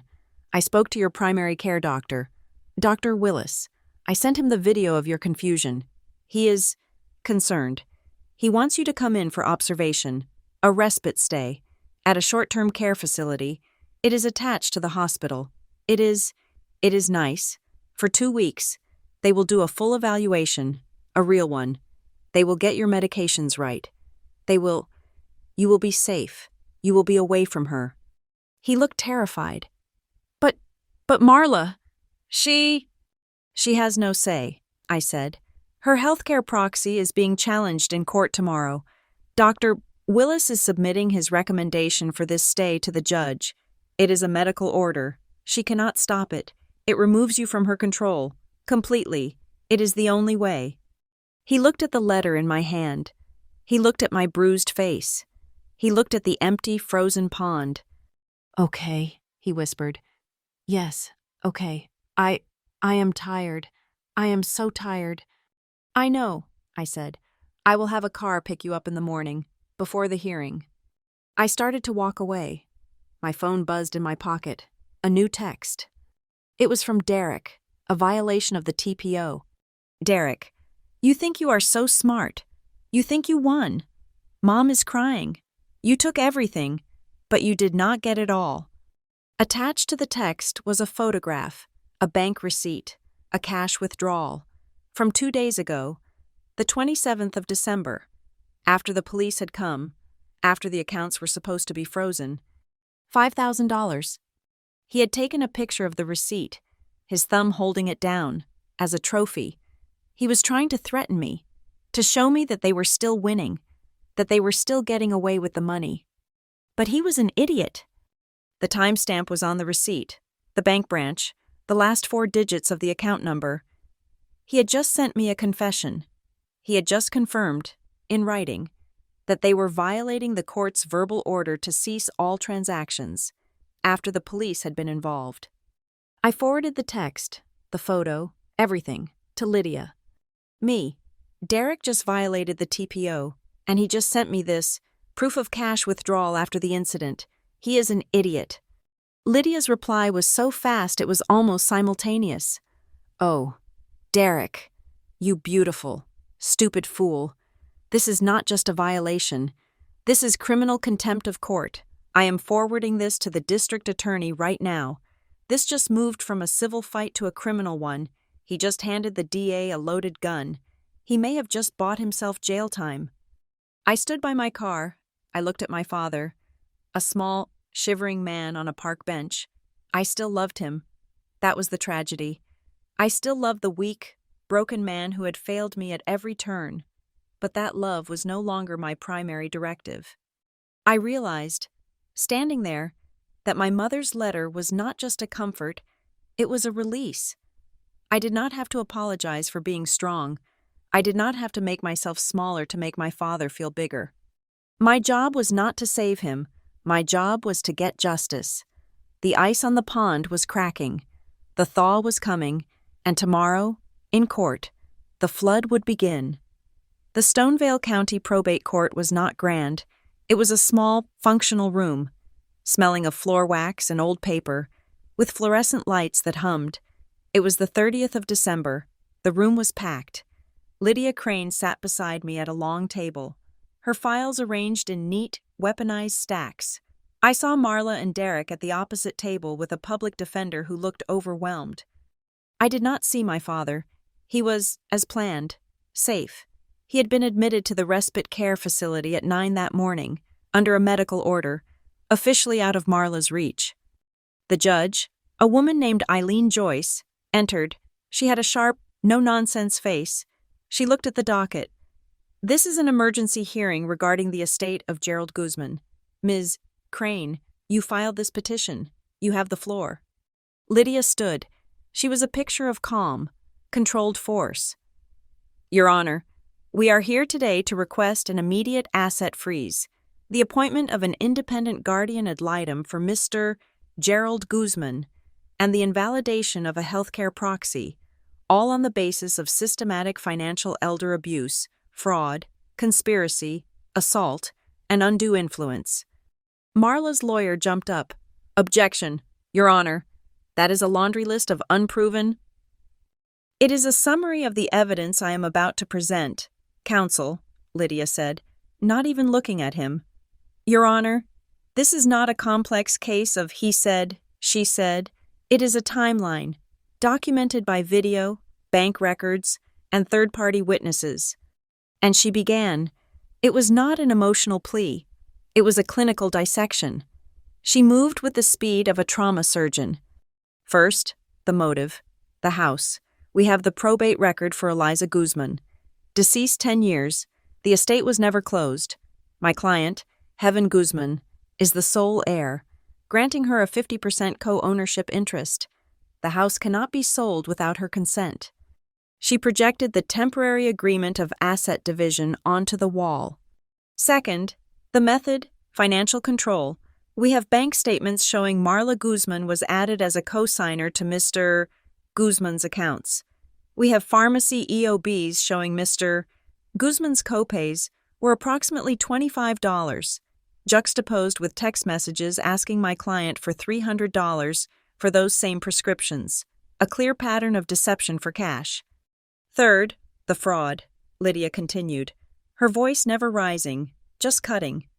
We have invoices from a company, Vantage Fix LLC, for thousands of dollars in house repairs. These invoices were paid from Mr. Guzman's account. The state registration for Vantage Fix LLC lists the sole proprietor as Derek Caldwell, Marla's son. The address of service is the house in question. This is a classic embezzlement loop. Derek turned a pale, greenish-white.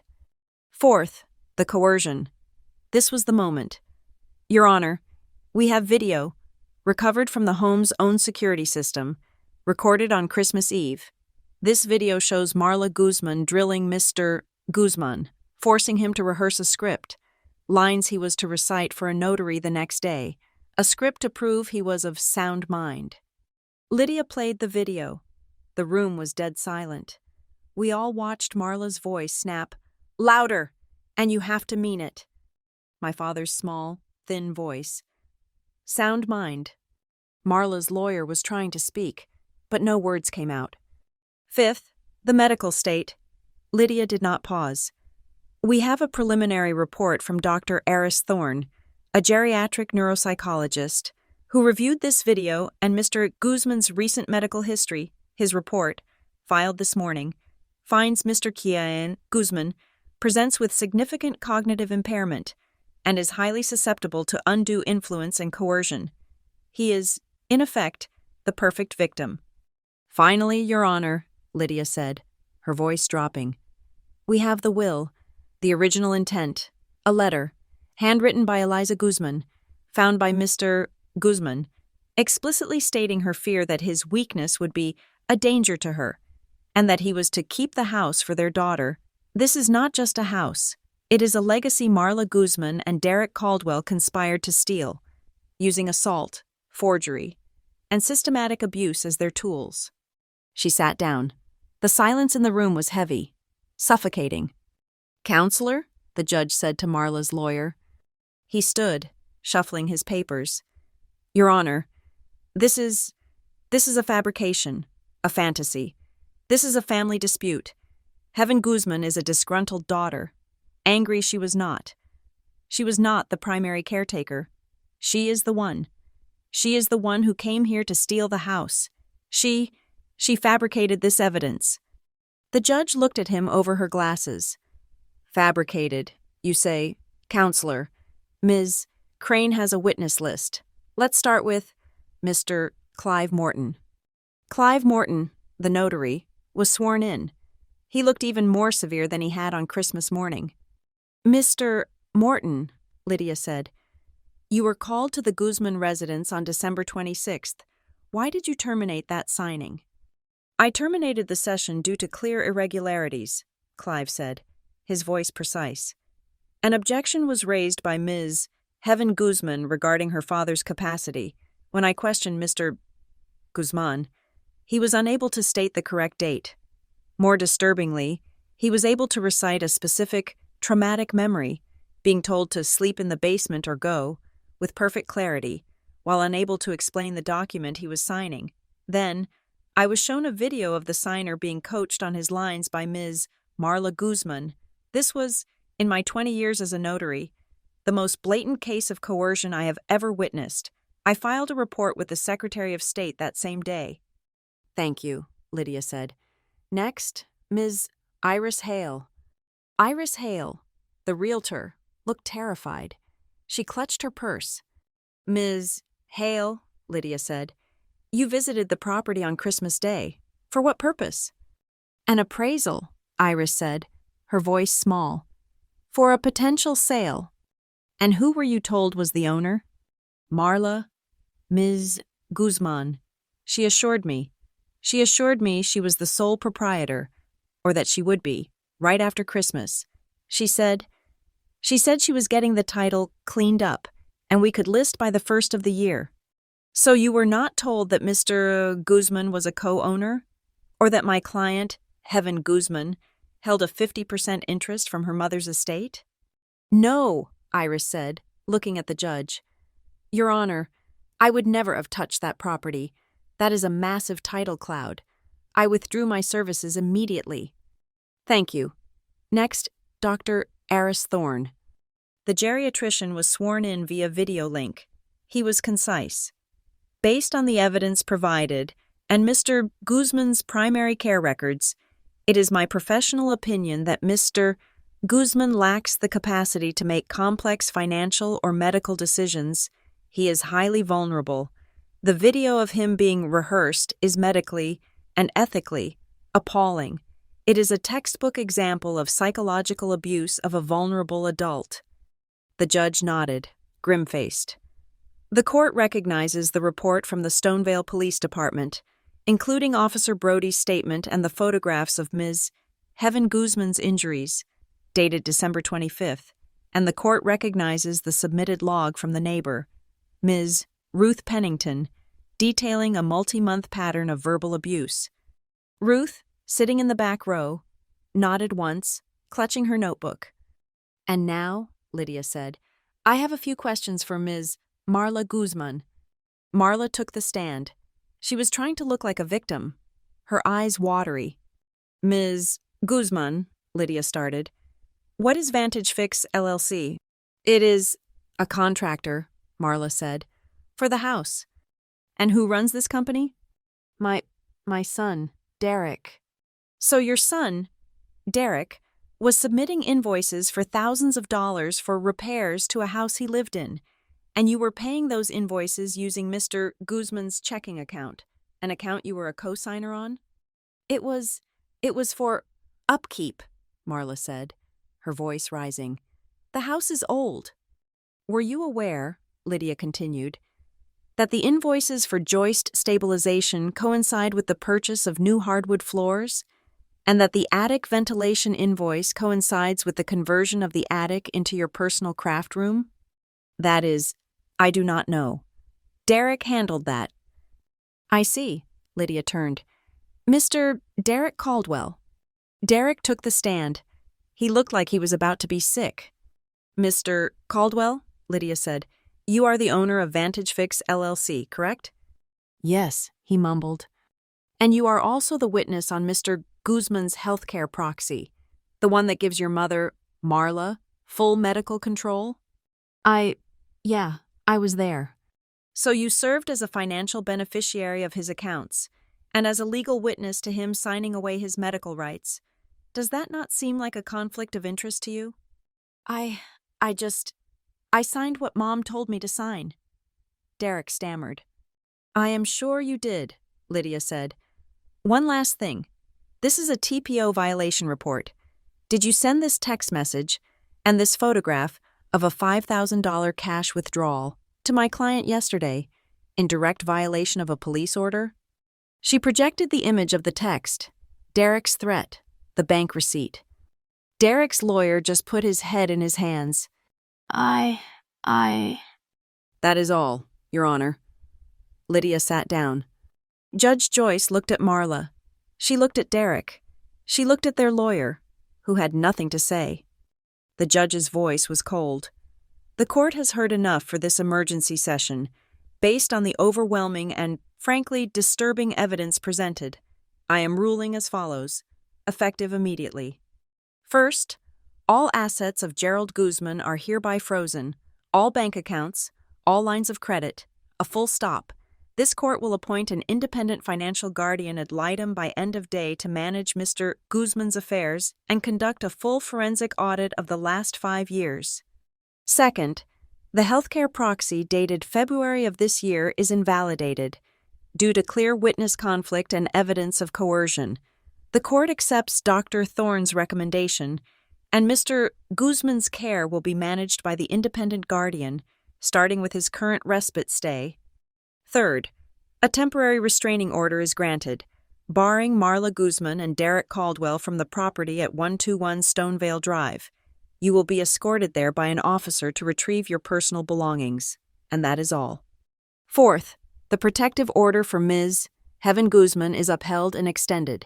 You will not contact her, her place of work, or her known associates, any violation, and I will have you held in criminal contempt.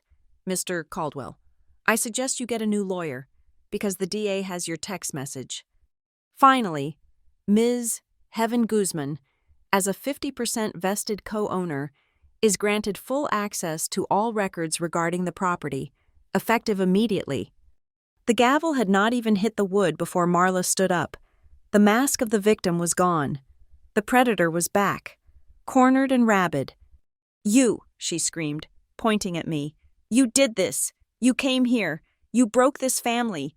You poisoned him against me. After everything I did for that man. You ungrateful... Order! Judge Joyce slammed the gavel. Ms. Guzman, you are in a court of law. One more word, and I will add contempt to your list of problems. Bailiff. A bailiff moved toward her. Marla's face crumpled, not in sadness, but in the pure, ugly realization that she had lost. She was crying, but they were tears of rage. This court, Judge Joyce continued, her voice ringing out over Marla's sobs, will set a final hearing in 60 days. At that time, we will make a permanent ruling on the division of assets, the recovery of the embezzled funds from Vantage Fix LLC, and the final status of the property. The judge stood and swept from the room. It was over, for now. Lydia touched my arm. Breathe, Heaven. We got it. We got all of it. I let out a breath I'd been holding since Christmas morning. Since the moment I felt the cold metal of her bracelet against my skin. The room was still humming, but the tension had snapped. Marla was still sobbing, a harsh, ugly sound. I just stood up, collected my papers, and, for the first time in my life, I walked out of a room while she was still in it. The 60 days between the emergency hearing and the final session were not a reprieve. They were a war fought by other means. Lydia Crane did not celebrate our initial victory. She used it as a beachhead. The asset freeze and the restraining orders were the shield. Now, we were forging the sword. The court gave us a forensic audit, Lydia told me over the phone. A week into January, we were speaking daily. That is good, but the court's auditors are slow, and they are only looking for what they are told to find. We are going to find what they do not know to look for. Our first stop was the Stonevale County Records Archive. It was a sterile, quiet room in the basement of the courthouse, smelling of dust and dried glue. We were there for the house. I have the original deed, Lydia said, pulling a file. from when your parents bought it, and I have the probate filing from your mother's death. But I want to see the full history. Any liens, any loans, any activity at all for the last 10 years. A clerk brought us a thick binder and a stack of microfiche. We sat at a large, brightly lit table. For an hour, we scrolled through the mundane history of the property, tax assessments, utility easements. Then, Lydia stopped. "There," she said, her finger tapping the screen. 6 months ago, a filing, secondary mortgage agreement, a home equity line of credit. "I do not understand," I said. "Dad never mentioned that." "He would not have," she said, her voice tight. "The borrower is listed as Gerald Guzman. The lender is a high-interest private firm, not a bank. The amount? $50,000. $50,000, I whispered. Where had that money gone? "Here is the problem," Lydia said. "To take out a loan on a property in a dormant estate, you need all co-owners to sign, or you need to prove you are the sole owner. Marla did not have the title yet. That is what the notary was for. So how?" She printed the page. It was a grainy copy of the signature page. The lender's signature was clean, and under it, Gerald Guzman. I stared at it. That is his signature." "Is it?" Lydia said. She pulled out her phone and brought up the photo I had taken of the temporary agreement from my mother's box, the one my father had signed 10 years ago. She placed the phone next to the printout. The signatures were not just similar, they were identical. "Lydia," I said, my blood running cold. "It is a photocopy," she whispered, her eyes alight. "It is a pixel-for-pixel copy-paste job. Look at the edges. The line weight is uniform. There is a faint box, a digital artifact, around the whole signature. A human hand does not sign with a box around it." She went back to the clerk.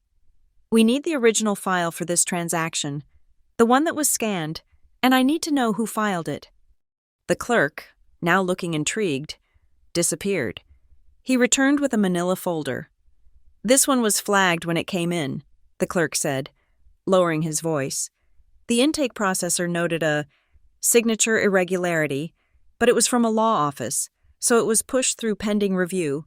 The review was not scheduled for another 3 months. Lydia opened the folder, the original page. She ran her finger over my father's signature.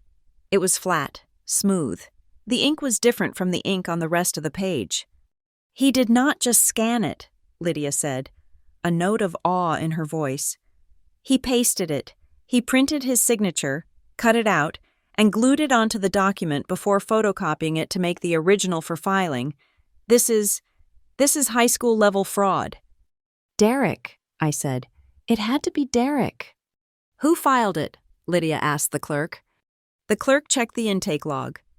"Came in via courier, from the law offices of Marla's first divorce attorney. He is not even an estate lawyer.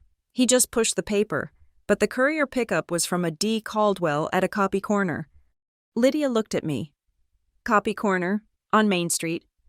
"Thank you," she said to the clerk. "We will need a certified copy of this entire file, and a notarized statement from your intake processor about that irregularity." We were in her car 2 minutes later. "This is the knockout punch," Lydia said, her knuckles white on the steering wheel. "The coercion video is ugly, the embezzlement is complex, but a forged deed? That is a felony. That is simple. A judge and a DA can understand that in 10 seconds, and it is undeniable."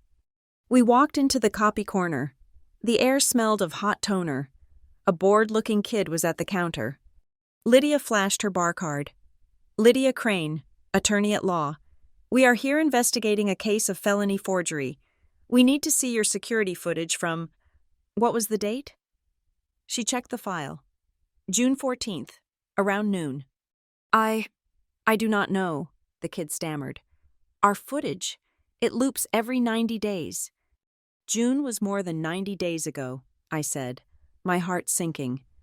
"But the printers," the kid said, brightening. "The public workstations. They save a log of all print jobs to a local server. For billing, We clear that every 6 months. Lydia smiled. We will need a copy of that log, and we will be subpoenaing that server. We are looking for a print job on June 14th from a user named Derek Caldwell. Specifically, we are looking for a job that contained a single scanned signature. The kid's eyes went wide.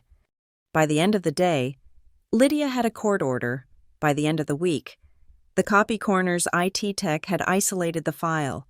A USB drive, plugged in at 11:52 a.m., one print job, a high-resolution scan of my father's signature, printed onto a blank white page. The digital evidence, the electronic breadcrumb, was secure. We had the forgery. The rest of the case fell into place, like dominoes after the first one is pushed. The court-appointed auditor, now working with Lydia, went through Marla's electronics. On her laptop, he found an account for an online antique marketplace. For the last 5 years, she had been selling items, my mother's items, a silver tea set, a collection of porcelain dolls, her jewelry. Piece by piece, she had been liquidating my mother's past, turning memories into cash. The auditor estimated the sales at over $20,000. The auditor also got a full report from the insurance company. The missing medicine money was not just a one-time lie, it was a script. For 3 years, Marla and my father had been receiving full, 100% coverage for his major prescriptions. The calls to me, the texts, they were all documented. They were all a performance to extract cash. The final piece came from my father. He was thriving in the respite care facility, with Marla's influence gone, with proper nutrition and the right medication. His fog was lifting. He was still impaired, still vulnerable, but he was lucid. Lydia met with him and the court-appointed guardian. She laid out the forged deed, the copy corner log, the online sales of his late wife's property. He sat there, not in fear, but in a cold, quiet rage. He signed a new declaration. It was short.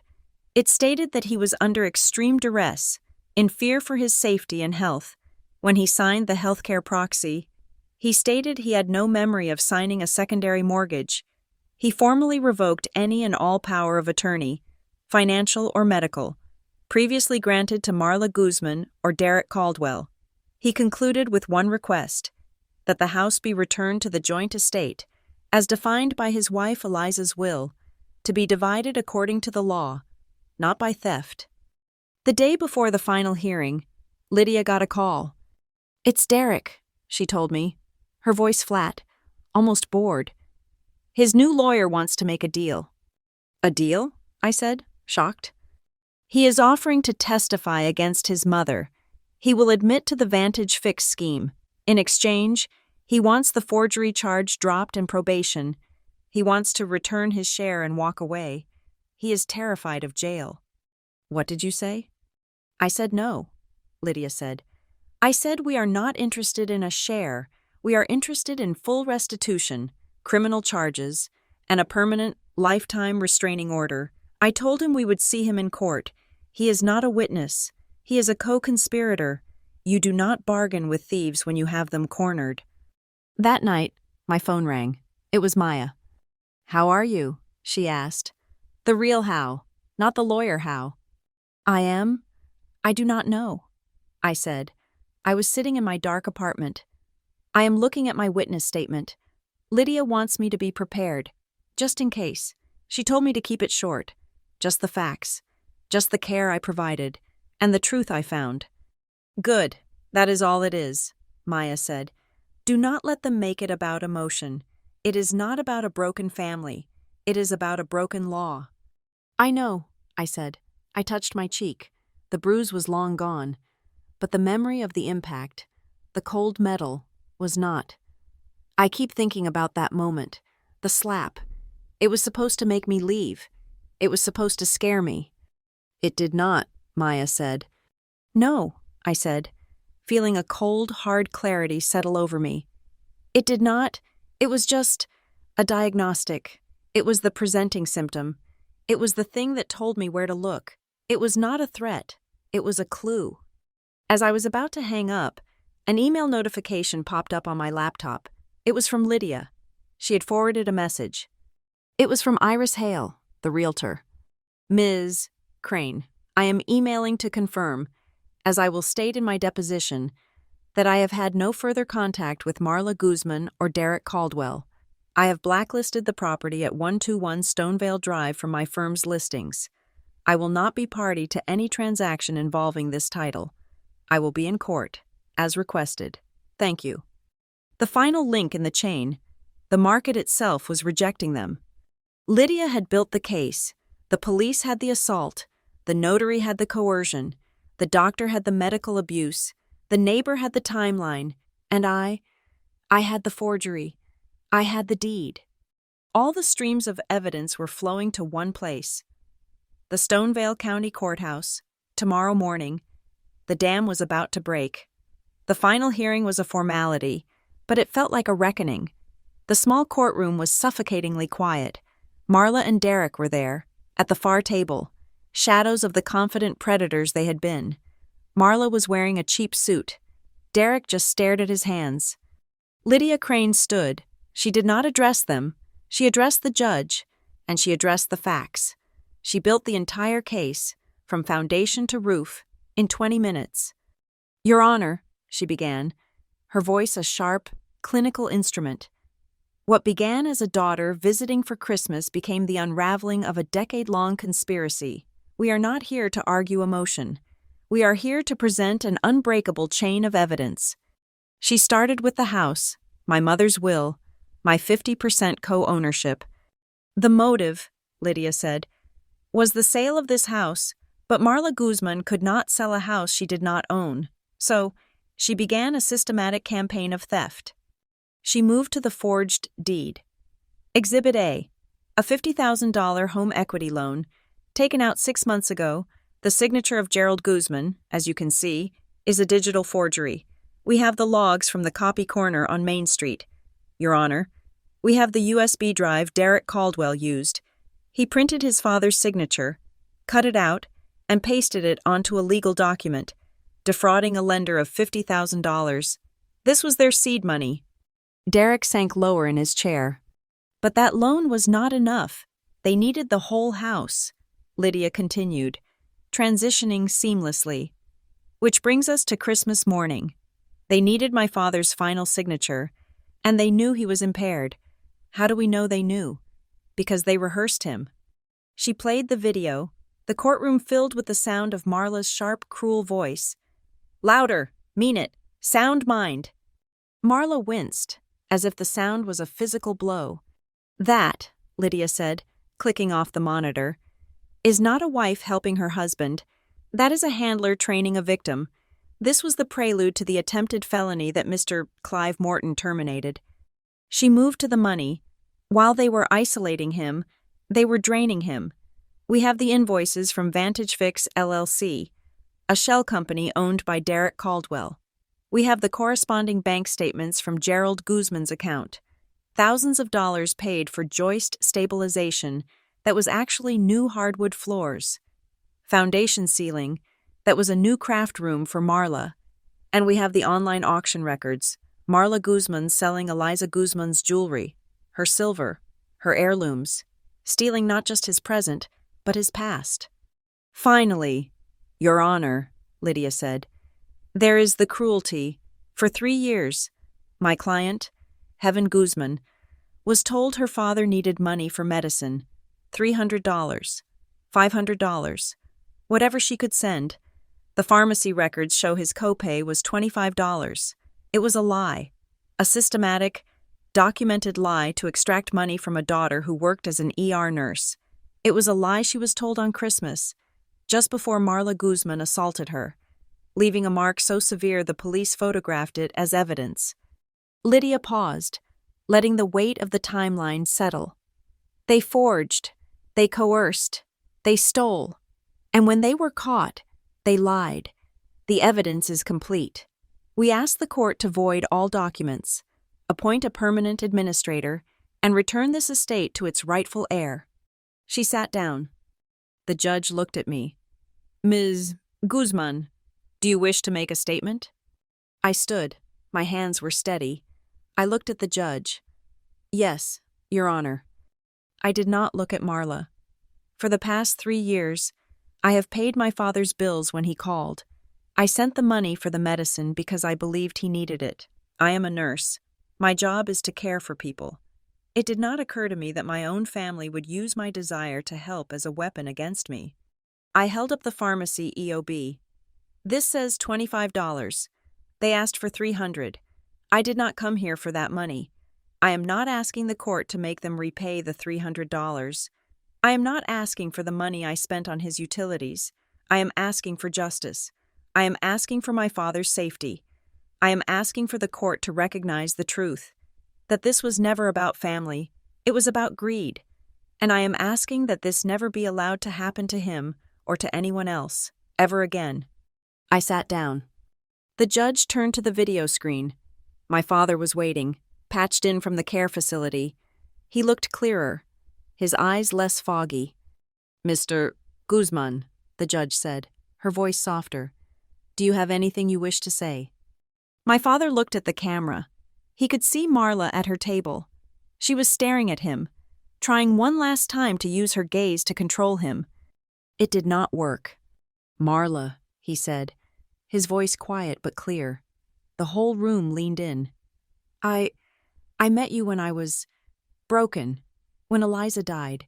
You were loud. You were a storm. And I let you in. I let you stay because I was terrified of being alone. He took a breath, and then he delivered the final, psychological blow. I have had 60 days, in the quiet, and I realized something. I let you hurt my daughter. I let you steal. I let you destroy. Everything. I was not protecting you. I was protecting myself from you. He looked right at her. I know. Now.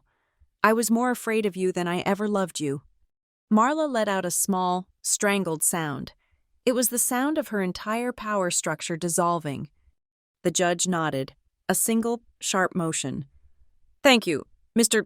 Guzman. The district attorney, who had been sitting in the front row, stood. Your Honor, if I may, in light of the evidence presented, and Mr. Caldwell's flagrant contempt of court, his $5,000 withdrawal after being served, the state is proceeding. We have filed an indictment against Marla Guzman for assault in the 3rd degree and financial elder abuse. We are actively investigating Mr. Derek Caldwell for felony forgery, wire fraud, and tax evasion related to the Vantage Fix income, which he failed to declare. It was over. Judge Joyce put on her glasses. She read from the paper in front of her. The fin quit. The verdict. This court finds in favor of the petitioner, effective immediately. All documents signed by Gerald Guzman under duress, including the healthcare proxy and any power of attorney granted to Marla Guzman or Derek Caldwell, are hereby ruled null and void. 2. The court appoints Mr. Nathan Hayes as the permanent independent administrator for the estate and person of Gerald Guzman. He will manage all financial and medical affairs. 3. A permanent restraining order is granted. Marla Guzman and Derek Caldwell are forbidden from contacting, approaching, or interacting with Gerald Guzman for the rest of his natural life. Furthermore, Marla Guzman is ordered to make full restitution for the funds embezzled, including the Vantage Fix payments and the online sale of Eliza Guzman's personal property, the total to be determined by the administrator. 4. This court refers the criminal indictments to the district attorney's office. The charges of assault, financial elder abuse, and felony forgery are now matters for the state of. 5. The property at 121 Stonevale Drive is returned to its status as defined by the estate of Eliza Guzman, a 50-50 co-ownership between the estate and Gerald Guzman. Mr. Guzman's right to residency, as established in his wife's will, is preserved. Should he ever be healthy enough to return, Marla Guzman and Derek Caldwell are permanently barred from the premises. 6. The judge said, looking at me.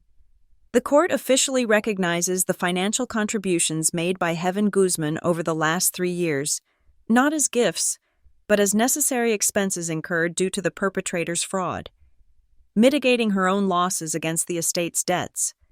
The gavel came down. It was a clean, hard sound, the sound of a door locking. I took my father to the facility myself. The administrator had approved it. He was in a wheelchair, but his hands were steady. As I helped him into the passenger seat, he grabbed my arm. "Hele," he said.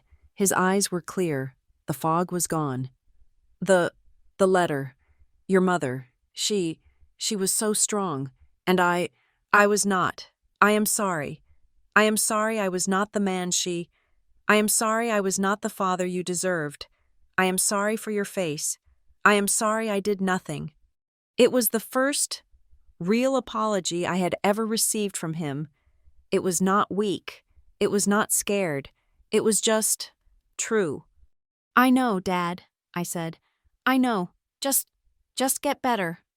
I closed the door. I walked back to my car as the attendants wheeled him inside. The sun was out. The last of the dirty snow was melting, running in small rivers down the gutter. I sat in the driver's seat. I pulled out my phone. I opened the app. The dead man's switch I had set in the cold of the basement. The timer was still active, waiting. I looked at the red button that said deactivate. My task was complete. I pressed it. My phone rang almost immediately. It was Maya. "It's done?" she asked. "It's done," I said. I felt light, the weight of the last 10 years, the weight of the $300, the weight of the basement door. It was gone. "How do you feel?" she asked. "Regrets? About any of it?" I looked at my own reflection in the windshield. The bruise was gone. My face was just my face again. "No," I said. "No regrets. This Christmas, I chose self-respect." I hung up and started the car. I drove out of the facility, and my route took me past the house. 121 Stonevale Drive. The police tape was gone. A small, official-looking notice from the probate court was taped to the inside of the glass. The front door was slightly ajar, left open by the administrator's team. It was not a threat. It was not a trap. It was just an empty house. For the first time, I looked at it and felt nothing. I did not slow down. I just kept driving. The truth was back in its place. My honor was restored. My safety was secured. And that was the end of the story. Thank you all so much for listening. Please comment below and let us know where you are tuning in from and share your thoughts. And we invite you to subscribe to Lila Revenge Stories, like this video, and give it an extra boost by hitting that hype button to help this story be heard by more people.